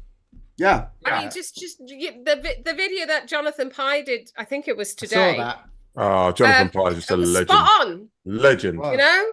Farage. Yeah, they just platform the bloody question time. It's platformed so much. Did you actually see the poll that was released today that Reform Party are now the official opposition because of this poll that came out? It was like, what? We what the fuck's that poll? Right? Did anyone? The thing that worries me is too many sheep, not just in this country, European wide. It's just proved. If somebody turns around and says, "Oh, it looks like the right wing are making massive gains," legitimizes them. Yeah, people vote for them because people want to vote for the winning party, and if they think, because the MSM is going, "Oh, these people are they're making gains here," people vote for them. Yeah. I can give you a massive example of that. There's a guy who's that I know from around here who was a Tory, then got ejected from the Tories, went to Reform, and then he was like, "Oh, actually, I don't really fancy Reform." He's now joined the local Labour Party because he knows that they're going to win, and I'm like, oh, this is too much. This is too much. It is. I think, and that's probably why a lot of the right-wing groups have got as many votes as they have in Europe, because the MSM have turned around and said, "Oh, well, it looks like the right-wing parties are going to make huge gains." And people are like, "Oh, I want to be in the winning party. I'm going to vote for them." To your point. Exactly, to your point. What worries me about the Reform Party. Because the press today are saying, "Oh, well, look at them. They're in this little fucking shitty arse poll they've had." It was like, "Oh, Reform are running second." It was like, fuck off. Reform in the real life, excuse my French, but in the real world, it was like, what? But people will go, "Oh, well, I'll vote for them because I want to be the person who voted for the winning party." It was like, no, your vote is making them a winning party, you stupid idiot. Abe Thompson did a great. It's worth it on Abe Thompson's channel. He did a typical Reform voter, the guy buying the ice cream video. It is genius, so funny. It's just a short skit, and he plays two characters, and the Reform voter buying an ice cream. It's hilarious. The problem we've got is it's because we've got a capitalist media system. They just want to platform like that. That's why Farage has been platformed so much. Because he's box office, right? Why don't we see the Greens as much? Why don't we see the Lib Dems as much? We always see bloody Farage. Yeah. It's the. I love him. It sells papers. Everybody loves the what the hell would you call it? The showboat, the Del Boy, the person who makes the big entrance. "Oh, look at me! I'm with you people." Yeah. No, you're not. No, and you know, totally not. And to your point, he shat the bed when he was on with Ferrari the other day on LBC, he was saying, he got called out about people in his party that have Nazi sympathizers. One guy was like, women shouldn't receive shouldn't receive the same medical benefits until their life expectancy becomes the same as men. What the FCK was that all about? And then he tried to exonerate himself, saying, "Oh, they're already on the ballot. I've only just been doing this for 9 days." Absolute rubbish. Yeah. And he cried off the BBC, didn't he, because of that. Yeah, speaking about that, I've been trolling a few Reform fans, because you remember the Monty Python, the Holy Grail, the Holy Grail, when Sir Robin the Brave, where he makes them knights with the three heads, and then he chickens out. He's got all them minstrels, whatever they go. And it's singing the brave, brave Sir Robin. So I couldn't help myself. I've just been tweeting with him that newspaper saying, when the slightest scrutiny raised its ugly head, he bravely turned his tail and fled. Yes, brave Nigel turned about and gallantly chickened out, swiftly taking to his feet. He beat a brave retreat. Bravest of the brave, Nigel Farage. Well done. But we should blame Scott. It's the Americans' fault that we've got what? him back. Whoa! Yeah, you can't blame Scott for that. I'm sorry. That's really mean. No, I've got a super chat here. Can I just do the super chat? George, £2 super chat. Farage is good entertainment in inverted commas. So he I hate his face. I hate his face. I don't want politics that is good entertainment. Yes, I want politics that's doing a job. Stern, who exactly people, hated people. Everyone listened to Howard Stern. The people who liked him and the people who hated him, and it's the same effect. Do you want the people who run the company that you work for to be funny? Or do you want them to be competent? No. Right. Do you want the people flying your plane to be funny and entertaining or competent? I'll tell you what I don't want. No. Because let me just finish my point. Right. What's happening in America is they're turning their rallies and their speeches into like WWE promos, and I don't want that. I want just boring fucking politics. Yeah. He wants be boring. Yeah, Farage is trying to set up MAGA here. He wants the equivalent of MAGA. 100%. And the reason he's come back from America, because I need to finish that story after blaming Scott for it, because he went to CPAC, he did an awkward speech, he didn't get much of a round of applause. It was in Pop Bitch. I sent it to you all. He stood around, nobody talked to him. It was really, he was going to go, he was going to be at all of Trump's rallies. They didn't want him. So he had nothing to do. So he came back. I'm going to stand here because he couldn't make the money he wanted to make in America. And he went to Clacton. Farage he wants his face in the papers. He wants his face on screen. 100%. He wants his, hey, look at me. He's just... Yes, it's an ego thing. James Pond in the chat, James Pond 2 RoboCod, has written all parties are being challenged about how they will afford and carry out their policies. But when it comes to reform, they don't have to answer anything. And that is so true. And as soon as they get challenged, Nigel Farage goes, boring, boring, boring. I'm not talking about them. Show me your numbers, bruv. Show me your numbers. I mean, simple solutions to complex problems for dickheads. That should be the headline. I couldn't believe he wasn't on Question Time this week, but it was because he was doing the leadership. He was doing the debates. The only reason he wasn't on this week for a change. Wheel him out. He'll be... 37 times he's been on it. He's been on it the most of any politician in the UK. Yeah. That goes to show you that it's entertainment. It's like Trump in the US. It's entertainment. People are going to watch him for the entertainment value, whether they agree with what he says or not. It's the entertainment value. And imagine going in for an operation and the anesthesiologist comes out. Fun. And it's like, right, we're going to knock you out now. I go, no. Before you knock me out, can I meet the surgeon? Okay, and the surgeon comes out, and you're like, quick, tell me a joke. And they're like, I don't know any jokes. Oh, fuck off! I don't want you to. I don't want this operation anymore. I think the only reason. No, my clothes. The only reason Farage got into politics is because he didn't accept him into Britain's Got Talent. Yeah. Well, you've got no talent. Fuck off. I'll go do politics. He has a good radio voice. So people like no, to listen to he it. hasn't. They zone out and they don't give a monkeys what he's actually saying. No, but he says things that people. He's got do you know what he's like? Do you know what he's like? Just 1 minute, because we've got a super chat from Paul. Alan Bates has been knighted in the honours list, and Amanda Staunton and Tracy Emin have been made honorary dames. There you go. And Gordon Brown, 3 Dads Walking, and Susie Dent have also been given awards in the King's birthday honours. Hey. So there you go. Well, Susie Dent, now there's a deserving lady. Yeah. So that's she does Dictionary Corner, doesn't she? Yeah. I have to go.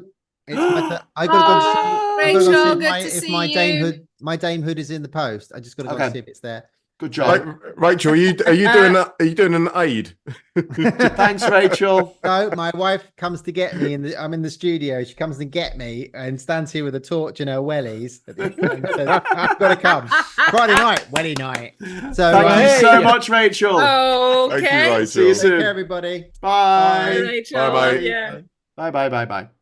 So yes, and then there were 6. We got a super chat here from George, who so thank you very much for the super chat there, mate. Who says MSM want politics more entertaining, while right-wing press have worked tirelessly to move public political debate to the most populist direction. Yeah, absolutely, and it's not great, is it? No. The fact that Farage is allowed to just be on the TV so much. Because people find them entertaining. But shame on the BBC for doing this. You're the national broadcaster that is funded by us. So he's a racist.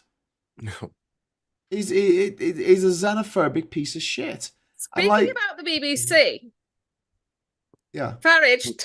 You're talking about me and his minions keep referring to it as the state broadcaster. It is not the state broadcaster. It is not, although it has been turned into somewhat a mouthpiece for the government, it isn't, and it shouldn't be. It is meant to be the public broadcaster. Yes. It is meant to be independent. That's what the government changed it. Instead of your licensing fee going straight to the BBC, it now goes via the government. So it goes to Westminster, then Westminster go,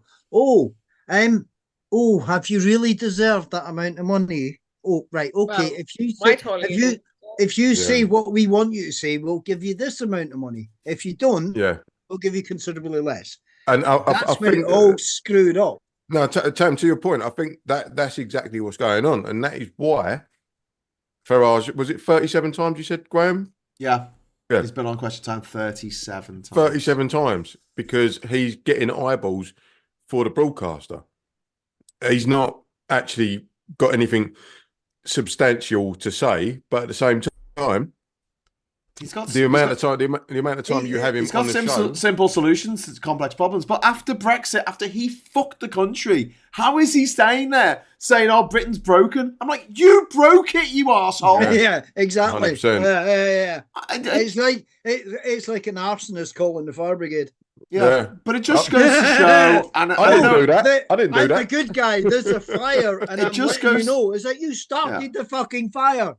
It just goes to show that the private school mafia, they'll just feather each other's nests, and he talks to the people at the BBC who all went to school with his mates, and they're like, "Yeah, we'll get you on again. That's sound." And again, can we get someone from a working class person on? We're going full circle. Only if it's to laugh at them or pillorize them. We don't want the great on or Jeremy Kyle or something. Yeah, we're going. Sorry, Tim. No, sorry. It's very much. Let's get Nigel Farage on a fucking talk show, so he detracts from how bad the Tory government is because everybody's watching Nigel.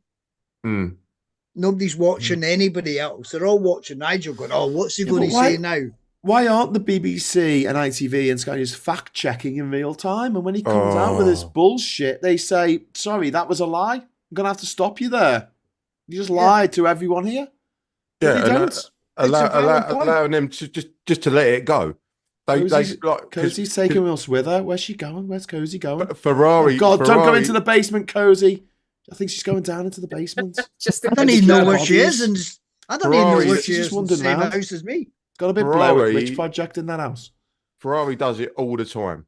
He gets people on that he wants to tickle their belly, and then they'll say something, and then he'll just let it go, right? Yeah. And then Jim will come on in the next section and be like, "Yeah, I'm not going to have that kind of thing," and that's why certain politicians will not go on certain channels and certain shows, because they know if they're going to get a hard time, they're going to be absolutely buggered. So the Sky, what was it classed as a town hall or something like that, which is another American sort of framing. When she started pushing back against Rishi, I was like, wow, when does this ever happen? Yeah. Oh, but she was horrendous to Keir Starmer right at the beginning. Like, Darren's just disappeared. What did you do to Darren? I don't know. But like when she's in Cozy's basement. I've nabbed him. I've kidnapped him. Yeah. I don't know if I've already done this one for George. MSM want politics. Thanks for the super chat. MSM want politics more entertaining, while right-wing press have worked tirelessly to move public political debate into the most populist direction. Absolutely right. And Puddinator got a correction for Cozy. Farage has a face for radio. So there you go. Yeah. Face for radio. I was going to say, so next week I'm going to be going out in Richmond, constituency Richmond and Northallerton, with these flyers that I've just put on the screen. You guys can't see it, but the people at home can. Hello. In 1906, the Tory Prime Minister, Arthur Balfour, was so unpopular that he lost his seat in the election. After Partygate, after D-Day, after presiding over a failing economy and a host of broken promises, we think the same should happen to Rishi Sunak. You have the power to make this a reality, because this is Rishi Sunak's seat. An opportunity like this comes once in a lifetime. Don't waste it. And then I've put Rishi Sunak in a bin. It says put him in the bin. Stop the Tories, stop vote. And me and Ben Chambers are going to be going around Northallerton and Richmond and Catterick and other places over the next couple of weeks. Have you tweeted this flyer? What about African Oye? You're not coming to African Oye to do it as well? Well, what's the point? I don't know. There's no point. It's his constituency. Yeah, I know. But I am going to Africa Oye though, so I'll see you there. That kind of was the question, I think. Yeah, it's pretty safely Labour. Yeah, but no. So hopefully, me and Ben, if anyone watching this wants to join us there, please get in touch. Go if you're not on the Discord server, just go to grahamdavidhughes.com. Get in touch with me, send me an email, and let me know. And we'll let you know times and dates that we're meeting at Northallerton Railway Station, and we're just going to be going out giving out these flyers. We're going to get 2,500 of them printed out. Don't know if we're going to get all them delivered, but please bring a wooden spoon if you're going to come. Right, there you go. Anyone who's been delivering leaflets will know why I've said that. Jack in the chat saying, thank God I managed to come by your channel. You lot are the most honest people I've ever met in my time discussing UK politics. That's nice, thank you. I'll take that. I don't know if we're right, but at least we're honest. Yeah. We'll never knowingly mislead you. Yeah. Okay, we're going to have to wrap up in about 15 minutes' time, because, time is getting on. And in Europe, it's already coming up to the witching hour. So I'm just going to go around and ask for your favourite story of the week. Who wants to go first? Anyone got something already? Oh, what one? There's so many. I know, but just pick one. I know. I mean, the whole fact that I'm really pissed off because I didn't get Sky TV until I was in my 30s neither. Did you not go to one of the most expensive public schools in the country? I was going to say, look at you aristocrat. Maybe it's because you didn't have six bedrooms. I've ever known friends to be shown this Channel 4. I did have Virgin Media in my 20s. What can I say? Brother, I'm in my 40s, I can barely get internet. In my day, there was no internet. It was all fields, electric fields. Right. Scott, stop yawning. What was your story of the week? Have you got one? I will tell you in 10 minutes. That's one. Okay. Darren, have you got a story? The Hunter Biden thing. Ooh, that's interesting. He's been found guilty, hasn't he? Yes. What I find really interesting. Buying a gun in America? I thought you just issued them at birth. Pop out your mum, here we go, have a gun. What I find interesting, since our Trumple thin-skinned were found guilty, they're all saying, "Oh, it's all rigged against him. The president he's either can't string two words together, doesn't know where he is, or is this master evil whatever."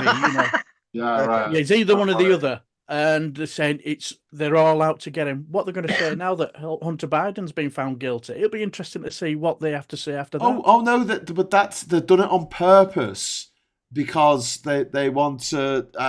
They don't want people to say that they're talking bollocks. That's what every father would do, wouldn't they? Every evil father would do. Yeah, but Biden Jr., Hunter Biden, is a dickhead for not bloody just pleading guilty in the first place. Oh, he's a twat. He's just a twat. He always has been. And I think everybody knows that, and that's why they've been trying to pin something on him for so long. Because everybody knows he's a wild child. You know what I mean? But everything there just goes against what the Trump lot say. Like, no one was hurt. Yeah. Again, in the Trump trial, no one was hurt. It's an arcane law. In the Trump trial, it was a bit of an arcane law that no one ever really gets done for unless there's a proper crime that they've committed. Usually, like, someone's committed the murder and then they want to add some years onto the sentence. So they say, oh, you committed it with a gun that you shouldn't have bought in the first place because you ticked a little box to say that you went on drugs and you lied. So we're going to tack some more extra years. Can we just give a minute to Cozy's cat? Because looks like having a bloody great time. Yeah. What's your cat's name, Cozy? Rubius. Rubius. After Hagrid. Yep. Yes. Exactly. After Mr. Hagrid. Cozy, you put in a thing about Warner Brothers buying Harry Potter. No, yeah, haven't they already bought it? No, they've got a license. They license it at the moment, effectively. But this is going to be like Star Wars being bought off George Lucas in, I think it was 2013.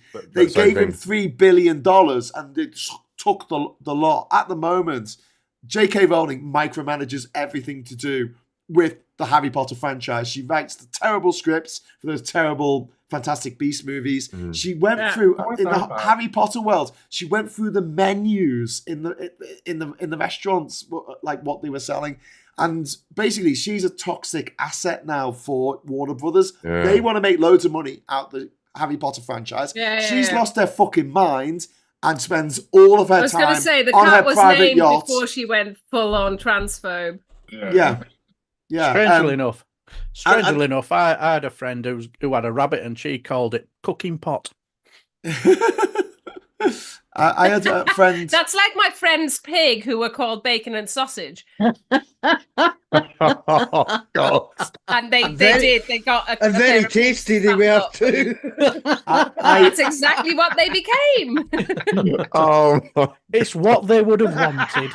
They ended up living in the freezer for a couple of years. Yeah. Yeah, my mate's got a horse called Glue. Oh, man. I had a mate who had a dog called Dog, and then they got a cat. And do you know what they called the cat? No, they called the cat Not Dog. I had a friend who had a cat, and I named it Kevin. Well, because it looked like Kevin. I love cat. I love when pets have like normal. I had a friend who had one of those. Is it a Persian cat? What's the really fluffy ones that are crazy fluffy with the little faces? Are they? With the little mustache. You mean like Persians? It looks like a big puff ball. Are the really big ones. They had one of them and they called him Sherman Meow. Oh yeah, I always thought I was going to get one of those and call it Mr. Fluffy. Mr. Fluffy. The best name Mr. Fluffy at one point Mr. as well. Yeah, that's why. That's what they look like. You have to name him Mr. or Doctor or something like that. Dr. If I ever get a pet, I'm just going to call it Dave in. I love that. I love when Dave. Just Dave. Homage to he's like Only Fools and screaming in a Horses. field. Dave, stop pumping my leg. Yeah. I've got a super chat come in from Alec Barrett saying the judge threw out Hunter's plea deal. Yeah, they'd arranged a plea deal and then it got weirdly thrown out. But like, he shouldn't have needed a plea deal. He should have just pled guilty in the first place without going through the whole process. But, anyway, subscribe to this channel. There's a little subscribe thing at the bottom. Please subscribe. If you're not subscribed, you can't join the chat. But yeah, just to go back to what I was saying about J.K. Rowling going mad and then spending all their time online, now being horrible to trans people. So the cast of Harry Potter. So Warner Brothers have this franchise, and don't forget, they're getting battered at the moment because all those DC films are crap and no one goes to see them. Terrible. They're terrible. They're being monstered by Disney, who have bought Star Wars. They've bought Marvel. They've taken over Pixar. Well, they've kind of merged with Pixar. And National Geographic is now on Disney Plus, and they've bought 20th Century Fox as well. So like Warner Brothers is like shit. We've got this massive franchise which is still worth billions, but we can't do anything with it because of this horrible billionaire who's sitting there going, "I hate everybody who's not me." And and the rest of the cast hate her, and all they want to do now is make like Harry Potter the Next Generation or something, where they bring back the original actors. They bring back Daniel Radcliffe and Emma Watson and Rupert Grint, and they're the parents of their kids who are now in Hogwarts. The story that they used for this play in London and made it a blockbuster movie and made an absolute fortune on it. Yeah. But no, we got to have it in the theater. It's a play. The Cursed Child. Someone's just said the Cursed Child is shite though in the audience. Yes, in the audience, in the socialites. The socialites watching this. Darian says Harry Potter and the Cursed Child was absolutely horrible, terrible, and disgusting on stage. Really hated it. Wow. Well, I read the script and I thought the story wasn't too bad. It was just very predictable. Yeah. But other than that, like it goes to show that someone could probably take it to another level, at a different level. Maybe with her input, but I think they need to get rid because she's toxic. She's a toxic asset. You could really piss her off and write Harriet Potter, previously known as Harry. I really want to make an all trans episode of Father Ted called Mother Ted. Starring Daniel and it would make Graham Linehan. It would just he would slot right into that role straight away. You're a transphobe, Father. One of the best ideas I've heard in a long time. And then it could be the episode with the fascists where he goes downstairs into the basement and they got all the Nazi regalia and he's like, I can explain, and he can't. It could be like that, but it's Graham Linehan and it's just full of trans porn. Like just a room absolutely chock-a-block with trans porn, you can't move. And he's like, I can explain. Explain everything. Come on, it writes itself, people. It's not what it looks like, honest.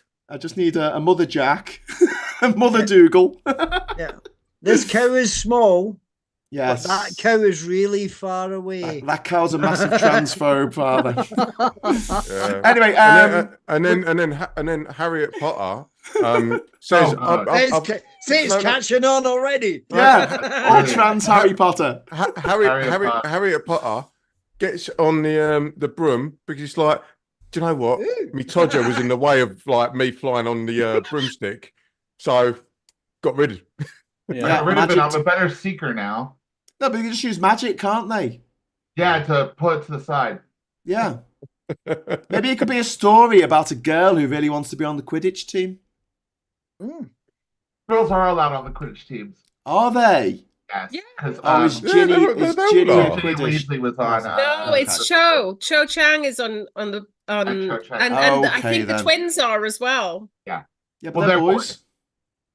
Fucking nerds. Oh, the other twins, the Patel sisters. The Patel. This is the other thing. When you look more closely, it is so riddled with stereotypes. And it is. I mean, I suppose in the 1990s, we were just glad for a bit of representation. But looking back at it now, I'm like the only Indian with cringe. You know, Cho Chang. No. Well, I've said it before. I thought it was desperately unrealistic, as there was a ginger kid in school and he had 2 friends, and one of them was a girl. and he has a soul, apparently. That was also ginger. Yeah, so unrealistic. What he should have, when the bloody Dementors turn up, he should have been like, "Ha! Joke's on you! I'm ginger. I have no soul." And just like walks in, and everyone else is trying to expect you're getting the whole him. family now. Okay, right. So somebody has a lot to say about the stereotypes in Harry Potter. So the only black character in Harry Potter is called Kingsley Shacklebolt. Oh my god. Yeah. Yeah, did you not know that? Yeah, I knew that. So bad. Black though. There's a kid that's black though. To be honest, never watched it, so I don't know. Like, was it the goblins are like Jewish stereotypes, 100%. Yes. Yeah. Of course. I mean, they are straight out of the film The Eternal Jew. They really are taken from Nazi propaganda films. I mean, Mum's already mentioned Cho Chang. Like, she was British. Her name could have been Jane. Mm-hmm. Also, she was the only Asian character, and she was in the Smart House. Like, there's a lot. The brainy ones, the Ravenclaws. Ravenclaw. Very stereotypical, yes.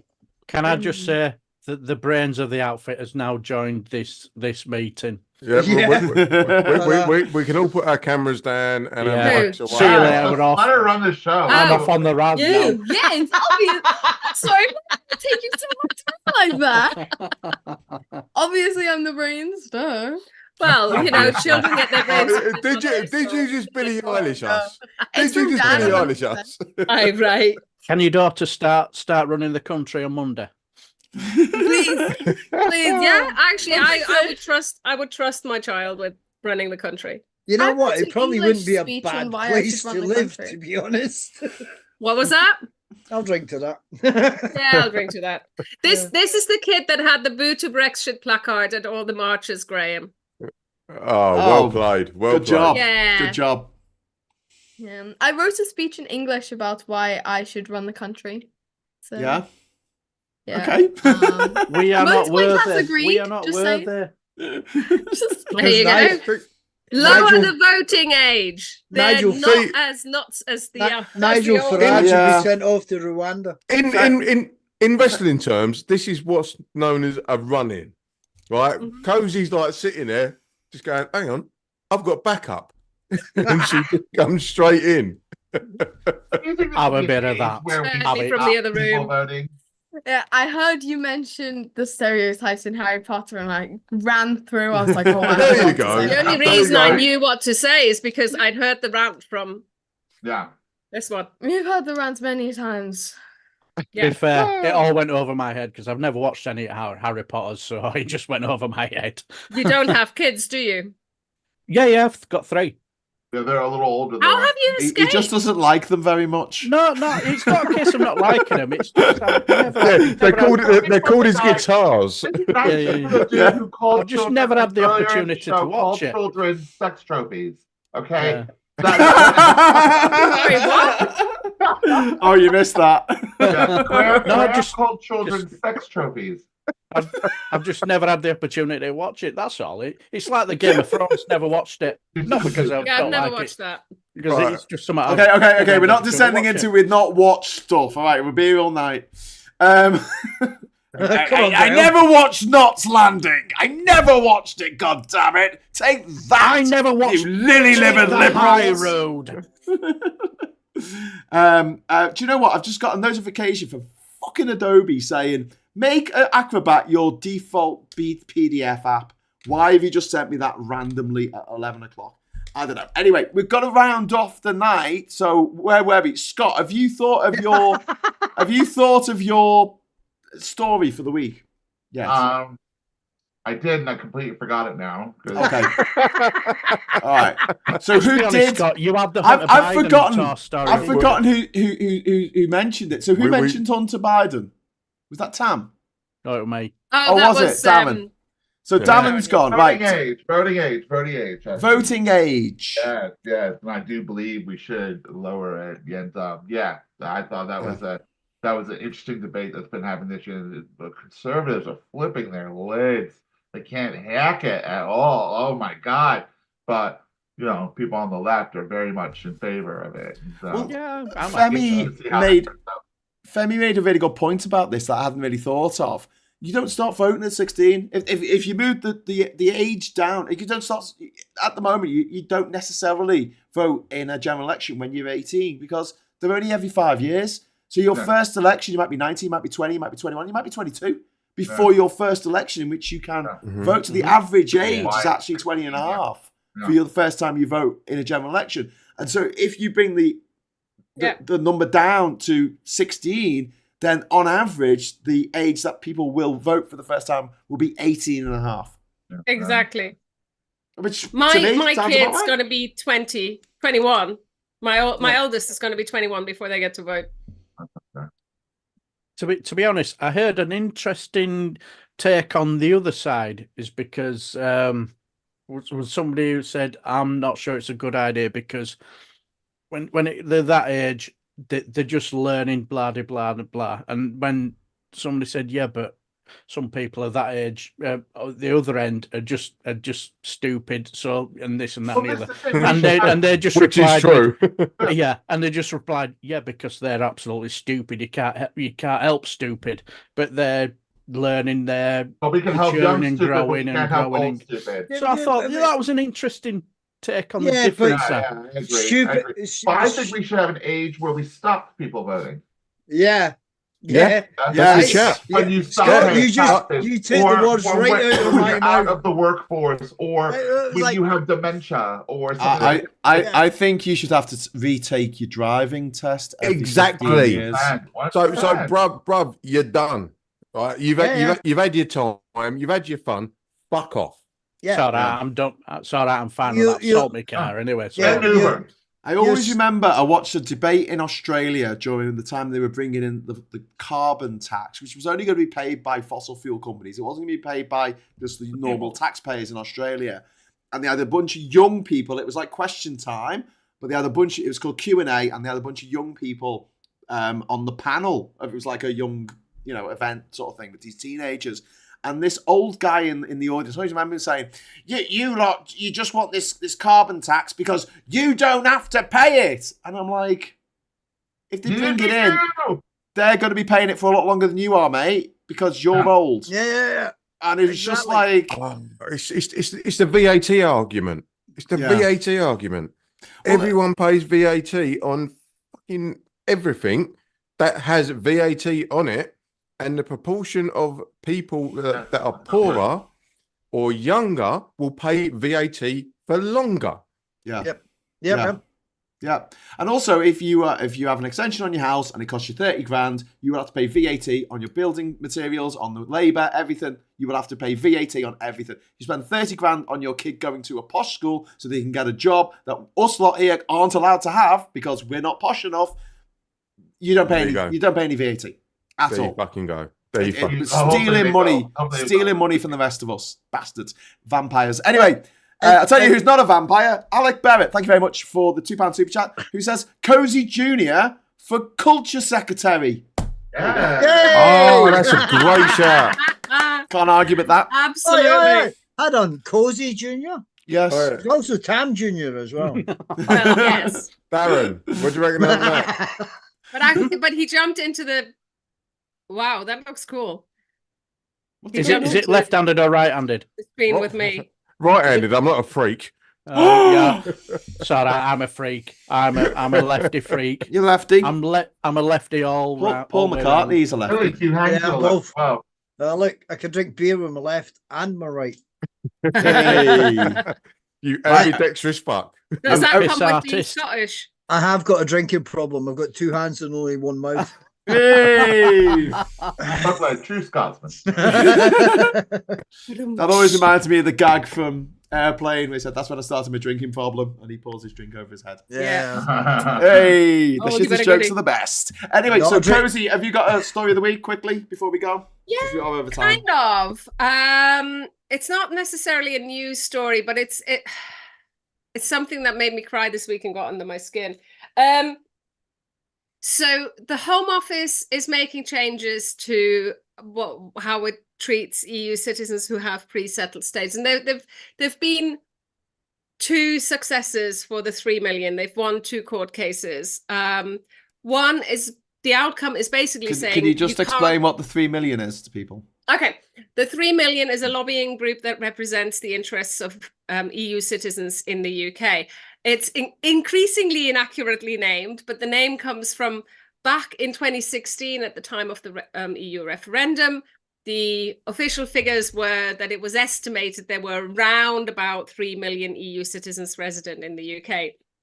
We have now seen that the Home Office has received, I think it's actually over 7 million applications to the EU settlement scheme. So we know that 3 million was a massively underestimated number. But anyway, that's the name of the organization, and it harks back to that. And there's approximately 6 to 7 million people affected. About half of them have pre-settled status. Pre-settled status was invented for people to. It's about shoehorning the rights that we have under the withdrawal agreement into the British immigration system. So it's limited leave to remain to fit in with the UK's Immigration Act 1971. However, the court has ruled that you can't lose pre-settled status. So even though they gave it an expiry date, they shouldn't have. It should just be maybe a suggestion that, you know, after 5 years, you should be upgrading to settled status, which is indefinite leave to remain. You can stay forever. You can't lose it. You can stay away for longer and so on.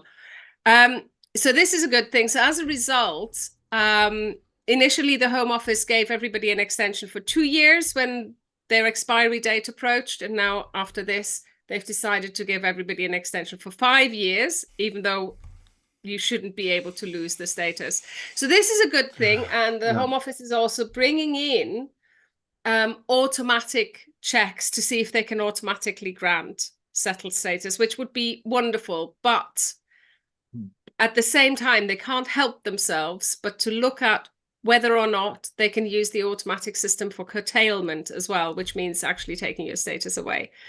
And then you get an email sent to your email address that you used when you made the application. Whether or not you still have access to that email address is another question. And if you don't, then you miss the email and you don't know about it. And then although you have appeal rights, you're not going to make an appeal and you could have your status taken away.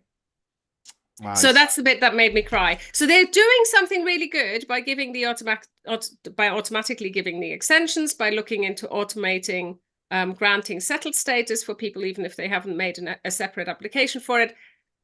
But somehow they have to sour it and do something that's really toxic and negative. Yeah, because that's what the Tories do. Yeah, yes. Okay. All right. Has Scott remembered what his story was, or we done that? Oh, I told you I was talking about the voting age. Voting age. Oh, voting. And Wayne, did you have a story? No, I wanted to talk about Farage. Absolutely. Looked like he actually did spit on the carpet as well. Shitting the bed on LBC the other day when he basically said. You know, all these racists. This is what people talk about in the pubs. And I'm like, yeah, they do, but they shouldn't be standing for Parliament. You absolute clown. And he just kind of just kept shoveling it in. Just kept shoveling it in.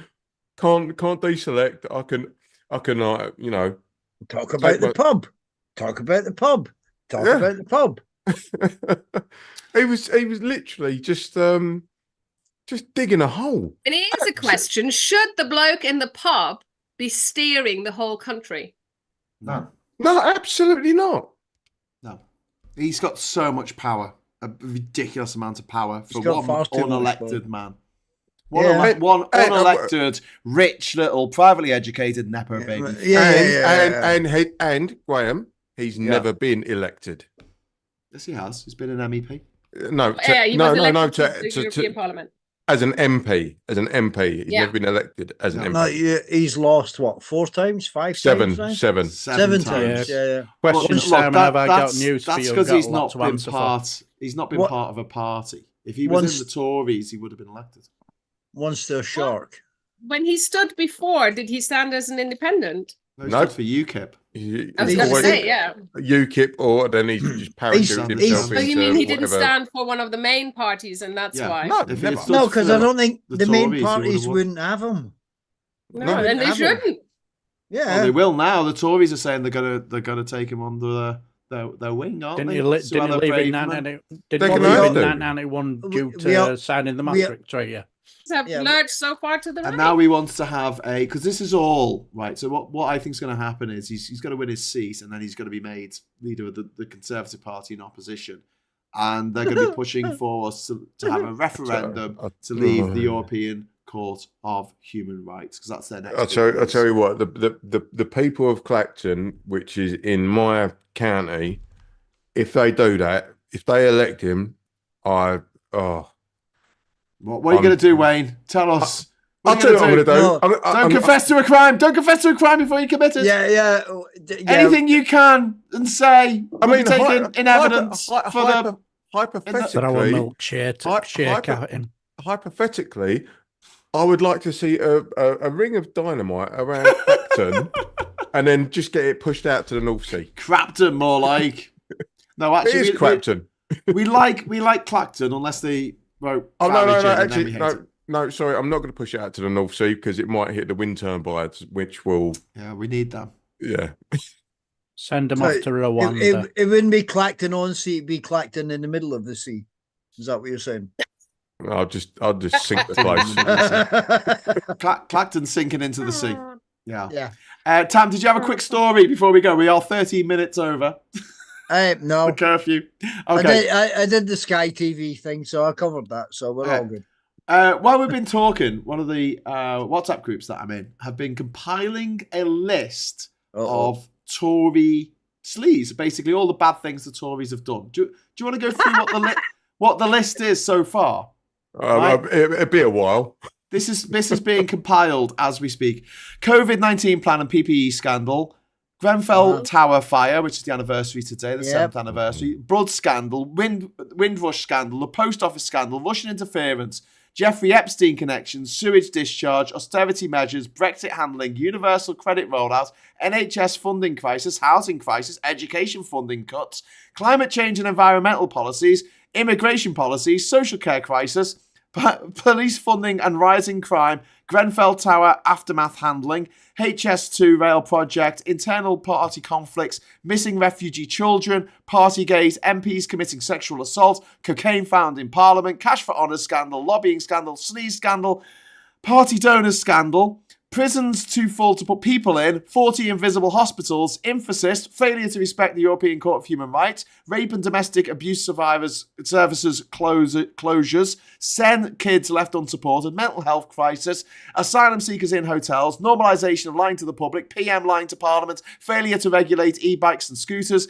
high turnover of PMs and senior ministers, dysfunction of civil servants, COVID VIP contracts, COVID protective ring around care homes, test and trace that didn't, Brexit, anti-trans rights, Cambridge Analytica, about 190 other Boris Johnson corruption issues, from free meals to wallpaper, Brexit again, Tory anti-process laws, voter ID, planetarium and NHS data, defunding GPs.